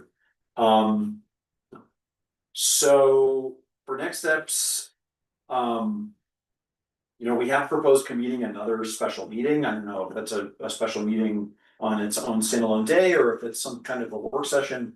But you know, a couple of months from now, once folks come back, where we would take up some of the other big picture financial planning topics that are not so much on the horizon, but on the foreground, which are namely, how are we going to fund all this work we need to do on our water and sewer systems? It's about $12 million total if you include the pipeline replacement.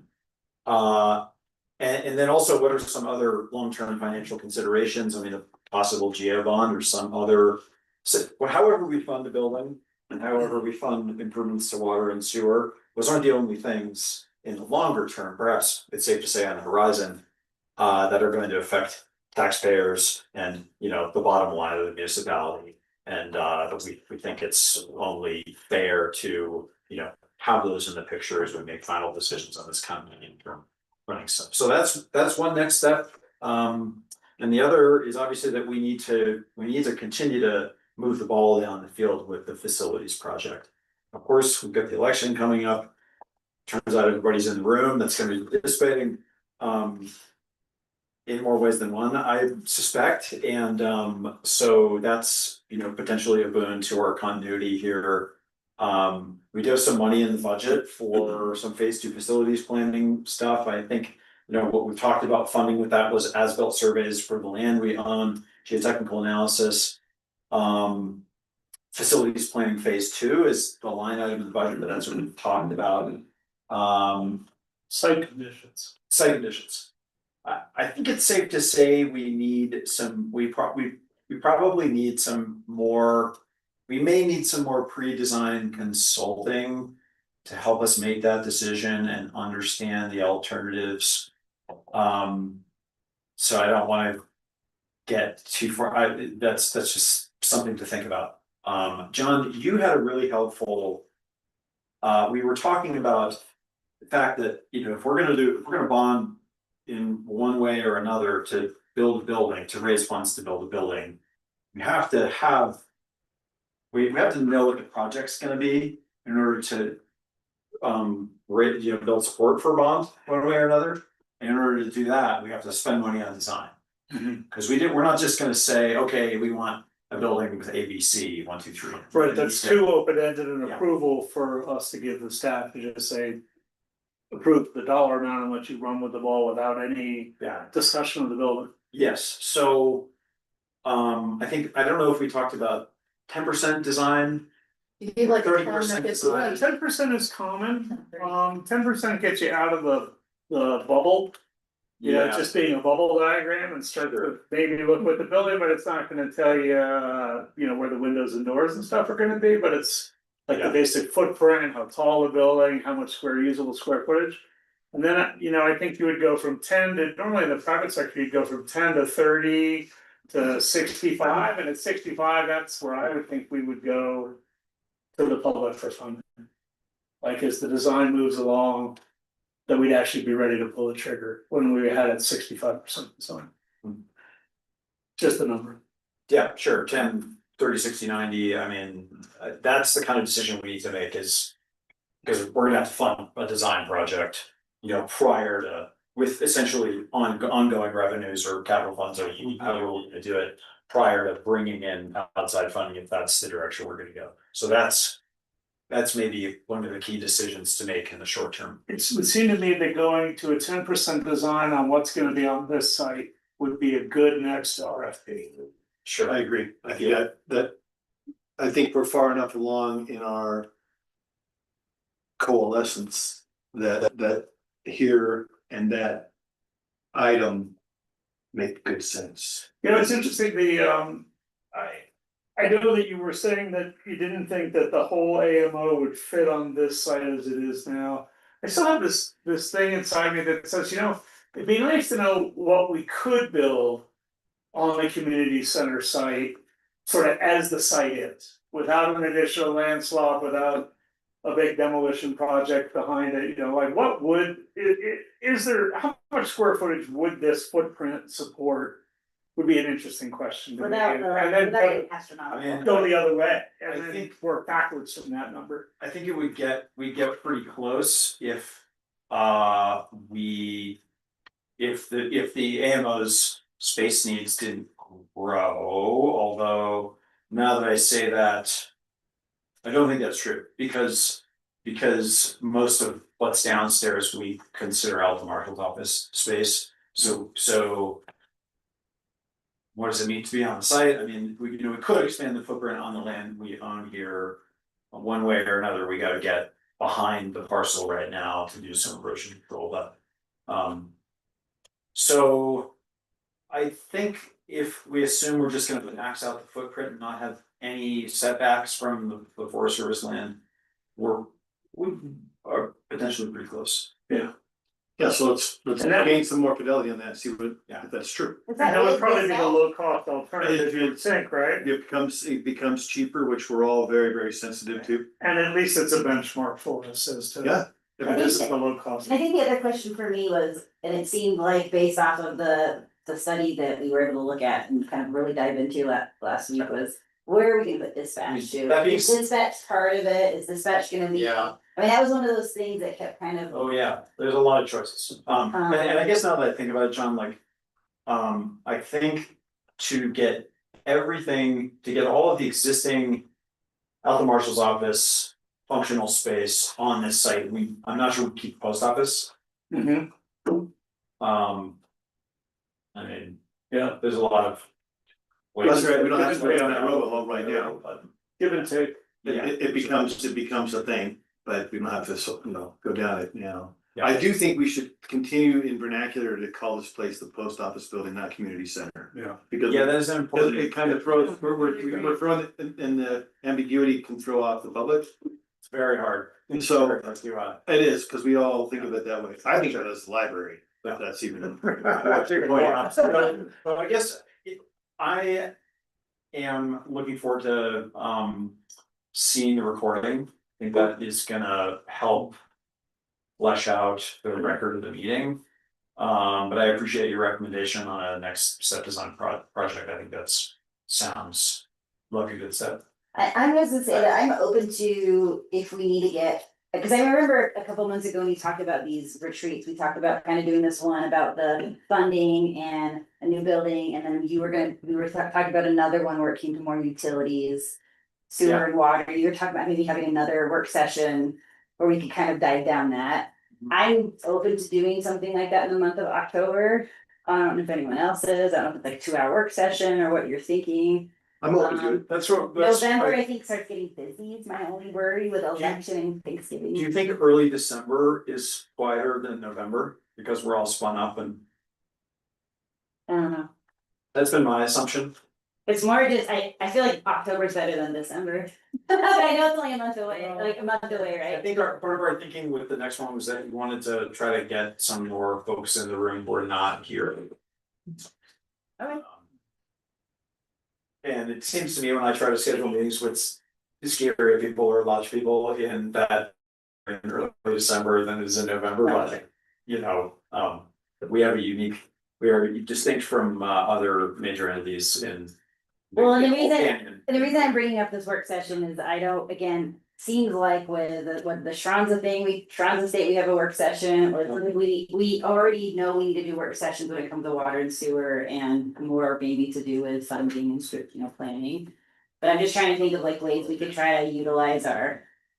This council is gonna be different in January, as you know. And so also just like, with the holidays coming up, I'm just trying to think of what time we have and what we can kind of plug in. But I do think the iterative nature of these retreats is producing progress, and I think we should, in the spirit of that, we should all keep doing them. And I'll make time for it. November, December, you won't get me, even by Zoom probably, because I'm gonna be out of the country. But I think we should do it anyway. But if you want in October before I leave, I'm there. I'll be out of the country in October. There you go. Country, man, We've been good so far, like we've had everybody at all three of my top 3 favorite. I thought what you did was very respectful in sending out some various times, and I know that you had to send that way ahead of time, but you gave us like a bunch of choices, like a couple different weeks, and so that may be of some utility in the future. Sure. Sounds like we're game. Yeah, it's good. We'll do. And even as we go into next year, we keep doing these. Your point about the demands on our time, because it's not gonna get any less busy for the town. No. No, No, but you can do, what you can do is, we'll do one for sewer and water, and we'll do one on Schronz, we'll do one on the post office footprint. Yeah. To the extent people are willing to do it, I'm just telling you, I'm willing to do them whenever, if it's gonna result in progress, we're here to support you. Thanks, Cindy. Okay, anything else on the retreat? Fine. Nice job. Yeah, killer job. Thank you so That much. was great. It was really, it's very important to bring us all together like I that. think it really helped that while there was a script, we weren't married to the script. Yeah. And you sort of deviated and we kept with the informal discussion about halfway through, and I think that really was great. Yeah, Added greatly to the. I would thought we weren't confined by the script. Yes. I like it that Mark Well joined us. Mark was in my group. Yeah, I was happy to see Mark in the group. Okay, let's move on to item 11, discussion and to adopt the wildland urban interface code under. Is this a Wooly? So this is just a heads up, so the state legislature passed legislation requiring, amongst several other things, municipalities and counties across the state to adopt the wildland urban interface code. The wildland urban interface code is, it's flows from the International Fire Code. The state has adopted its own version of the wildland urban interface code. We are required to adopt that 2006 Utah wildland urban interface code into the town of Ellicott, either by reference or we may have like a specific section sort of fleshing it out a little bit. And we are planning to run that process through the planning commission. It is arguably a land use regulation, and part of that process is to find conflicts between the wildland urban interface code and exists the rest of the town code as it stands today. So we've only got 3 months to do this, we have to adopt it by January 1st, we might have taken this up sooner, we were sort of anticipating some state rulemaking. Or some other progress at a higher level to get this, get it figured out, there's this whole other component to it that we can get into in the future, not tonight. And that progress hasn't occurred, we're still under that requirement for the HB 48. So anyway, I just wanted this to be a heads up so that we don't ambush you guys with land use regulations, the planning commission is kind of worked up and recommended to you. Because you will, like with anything else that goes through the planning commission, have to vote it up or down for a final decision. After the planning commission process, so we'll need to do a public hearing in the planning commission. Hopefully we can just do this in 2 meetings. The biggest conflict between town code that I'm aware of and the WUI code is, WUI code regulates defensible space, regulates ignition resistant construction, fire department access and fire flows. The only provision in town code that I'm aware of that could be considered inconsistent is our preservation of vegetation during development ordinance, which is what requires you to get approval to remove seedlings, saplings, or mature trees, and then based on what kind of trees you remove, you have to replace them with an increasing number of other trees. And the defensible space requirements in the WUI code don't necessarily mean you have to clear cut around your property. Don't necessarily mean you can't have trees on your property. So it's not super cookie cutter, but this is just generally inconsistent with the spirit of defensible space regulations, and frankly, with a lot of what communities in the wild and urban interface, which we are 100% in the wild and urban interface, do with respect to wildfire prevention and preparedness. So, Well, let's make sure I understood that. So if we're clearing trees around the property to comply, we have to replace those trees. right now, you're. But you can't, how do you replace them on your property? Where do For those single trees family go? residential development, the mayor shall provide the approval. And you either need to replace them on your property, or there may be a provision in the code to put them on someone else's property, but Sounds like a Joseph Heller book to me, but. Well, That's what we're planning on, the idea is we're gonna amend that provision so that we can be consistent with the WUI, but also be consistent with our town goals. that's such a legacy clause, I can remember back in the day, I got a development agreement on a piece of ground, and there was like this one tree, and like I had to swear on a stack of Bibles, I wasn't gonna cut that tree down. Right. That tree has since died, I had no fault of my own.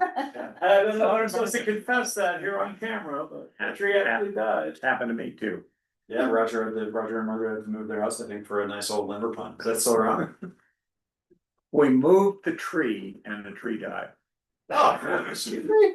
And then planting trees is you guys plant so many, it's a little different, but like planting trees around your house, One at a time. if 50% of them make it 10 years, you win. Yeah. There's a lot of death involved. If they don't, survival, semicolon replacement appropriate steps shall be taken to ensure all planted trees survive, and any planted trees that do not survive shall be replaced. So just. We use this. this, guys, we irrigate because of the, we say, listen, man, if we're gonna plant the trees, I get to irrigate the tree, cause I got, then you're crossing a whole nother line. Or vegetation, it's okay, that's okay. Anyways, just a heads up, we'll be hopefully coming to the council in November, December with action. Sounds good. Interesting. Okay, I think that takes care of that item. Item 12, discussion of possible action to approve recommendations on a new IT service provider. Our tech support outfit, Executech, basically changed their mode of operation and it wasn't satisfactory to us. And so we have solicited bids from another provider whose name I can't remember right now. Yeah, so we released an RFP in July, we got 14 responses back. That's a lot, that's a lot. We had a pretty detailed rubric of how we were gonna grade them, so it was a pretty straightforward process. There was a review committee, myself, Mike Maury, and Brooke. We reviewed all of them, only 5 kind of made it past like the first round, so it kind of meeting like our minimum technical requirements. And then we kind of evaluated the costs, and in the end, there was a pretty clear winner with the highest score. And, you know, big picture, the struggles we have with our current vendor, they're just a really large company, they're growing, there are people all over the world that are trying to help us, they're changing their service models every year, it seems like. Not really working with us on that, and so this new vendor, some of the big highlights. They are local, they only have like 25 total employees, they have, I wanna say 14 other municipal Utah clients, in addition to some other clients, and so. Another struggle we've had with our current vendor is just meeting the security requirements that we need, mostly for the police department and justice court, and so. This new vendor really ticks all the boxes, and we wanted to bring it to the council. There's, I think it's like a $25,000 threshold. And we weren't really sure what the cost proposals were gonna be, and it seems like we're really right around there, so we just wanted to play it safe and just get your approval. What is it again? Tech Legion. So this is gonna be just interesting. My brother-in-law, who works in Ottawa in Canada, runs a tech company that does services like this. They're very big. He called me in July and said that it popped up on his. The RFP. Yeah. Yeah, we got it. I was surprised we got people from. Yes, no, he got it, and then he ended up passing it to somebody local in Sandy that they work with. Okay. And I don't know if they applied or not, but I just thought it was very interesting that it did hit a very wide. Yeah, it did. We went through the, Yeah. It's like the North Korean, Yeah. they're pretty good about penetration and moving around. So we just kind of want your approval, and then if so, we'll move forward and start the transition. Okay, so I recommend that we approve the recommended new service provider. Do we have to do? I don't know. Make a motion or what is that? Motion to second, and Right. then Okay, all right, I made motion and John seconded it. All in favor? Yes. Any opposed? Okay, motion approved. New business. Can I ask a question, since I know we're going for the open forum and whatever, so. I was gonna give Zach a little advice on, Ken always reminds me, Carolyn, you attract more bees with honey, be nice. I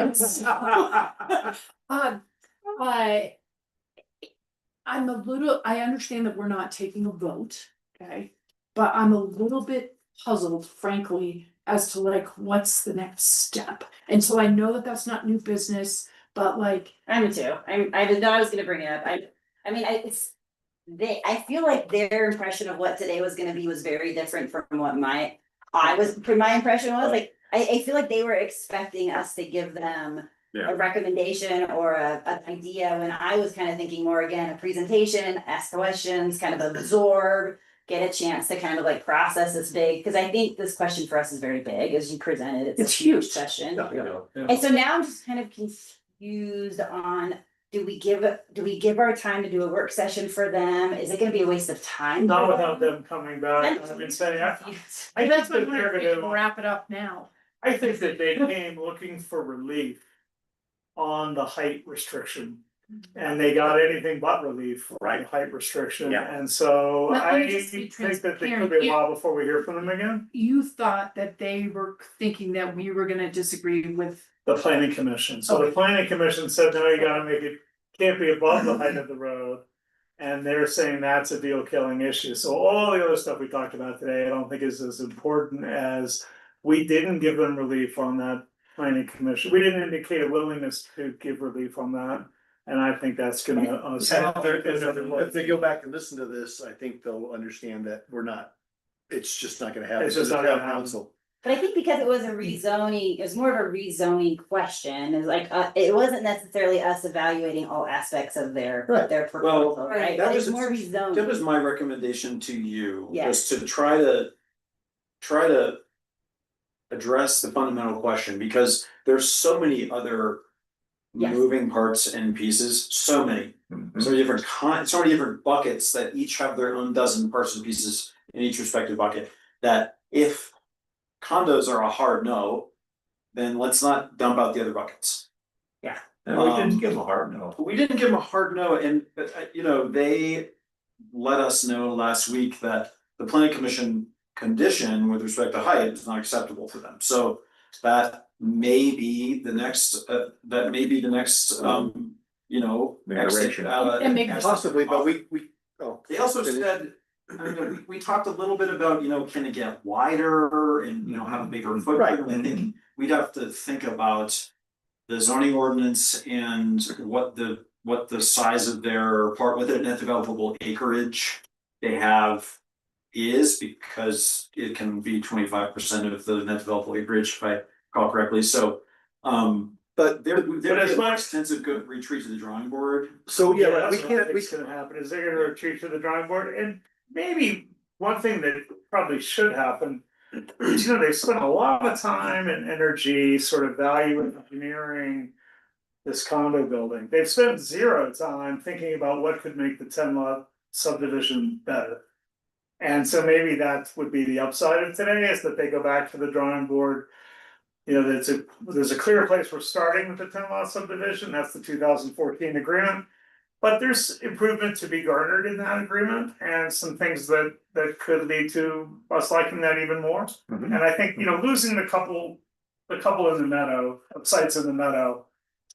I think, you know, that would be a big get for us, and so if that leads us to give them a little bit of relief within the 10 lot subdivision design, because they're gonna lose the 2 that are in the middle of the meadow. I think that would be appropriate. I think, So, to and I do our think due we diligence should- though, like, Okay, is what I was saying is that I think. We were asked to the rezoning about condos versus no condos, it's kind of like what the ultimate question is, like, so there's a lot. So I feel like we do, and I unfortunately don't wanna waste our time. If this isn't gonna work out for them in the beginning, but I do feel that we have to do some due diligence as a council and say, should we have a work session and discuss whether we want condos or not? Cause I feel like that's still a question, we still might have to answer it at some point, whether this. and I would That's what they've asked. And I would like to argue or suggest that it's no, because of what the design, they came back and they basically said, it's these condos this way, this is the cheapest we've gotten it. So I'm just suggesting that we don't need a work session to answer the question. The question isn't, is it condos or 10 houses? The question is it the condo building we designed or 10 houses? Yeah. That's the question they're asking. and I think it's important that we don't, while we're debating this and exploring it, we cannot speak for them. We don't know what they're gonna do next. To John's point, let them come back to us, but Chris, as you're laying out in footprint and how much buildable square footage. That's a hard no for them, above 20 street level or road level. But we don't know what they're gonna do, and if they think the town's gonna flex on something, maybe they come back with a different footprint. I just don't wanna speak for them, because I agree, they came here trying to get something they didn't get. If they know that this is day one with the town council, I think more things might come open to them, and I don't think we should speak for them, we gotta let them do their I thing. think we spoke in solidarity with Yes. the planning commission, and I think that was appropriate for us to do. Yep, I agree. I would say that when you're looking just at the lens of, is there gonna be new business related to that? I think we will just wait and hear what they say.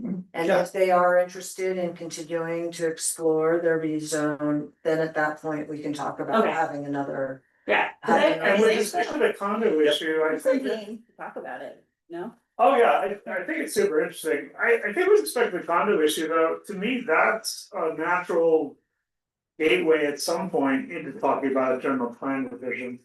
And I know that you guys have a little long, I think you and I have our own personal little list of things we want to change. I'm sure your list is longer than mine, within the land use code. And I think that discussion is really would be better framed as a town-wide discussion of condos within the base facility zone, rather than being project specific. Yeah, One thing I would observe is, I think they indicated that they'd maxed out their coverage. But that's based on a percentage of the land they showed was part of this parcel. Well, they got this little keyhole business up there, which they can increase a little bit, to thereby get more coverage. But I think it has to be buildable. They can't just add sort of that whole rest of the parcel, right? It doesn't, It's these the are flag have to be. I think in the bottom line is, it's, the ball is in their court. Yeah. They heard Great. you guys were very, I thought, very transparent about as much as you could be, as much as they provided you, looking at it for the first time. And they're going to come back or not, and if they come back, then I think it sounds like you're willing to consider another, to have a work session to explore it. Of course. I will say the planning commission did a great job. I watched those last two hearings again over the last couple of days, and boy, those guys were really sharp. And Jeff's comments about community, I thought were really super noteworthy. I'm really happy that our planning commission is made up of people with the type of backgrounds we have selected, because obviously I don't have that background, so I too listen to those recordings. And that's one reason why I do respect the conditions that the planning commission has kind of laid out, because those guys are, you know, professionals in their roles that they sit on the planning commission. And so for them to have those recommendations was really like very strong to me.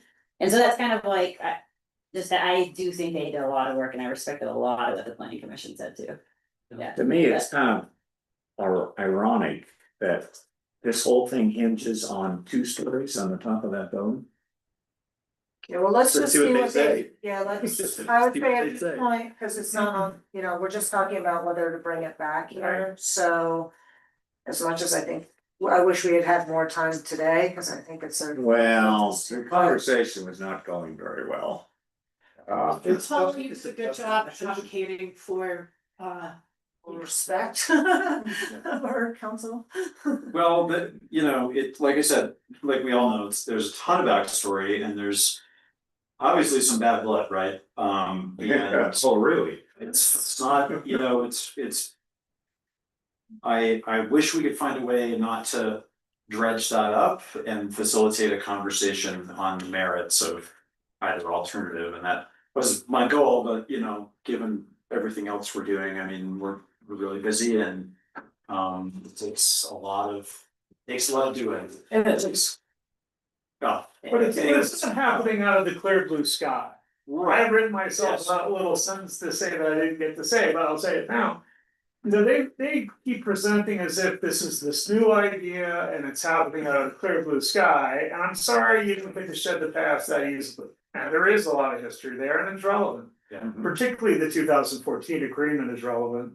Absolutely. And they keep going back there Right. because that's their reference. That's the most recent document that has sway. Well, and we have some rights in there. Yeah, right. Certainly do. Embedded in that agreement. These town council meetings are awesome. Are we still recording? yeah, Motion to adjourn. It's all. seconded, Oh, There you go. all in All in favor? favor. yeah. So guys. Thank you. I heard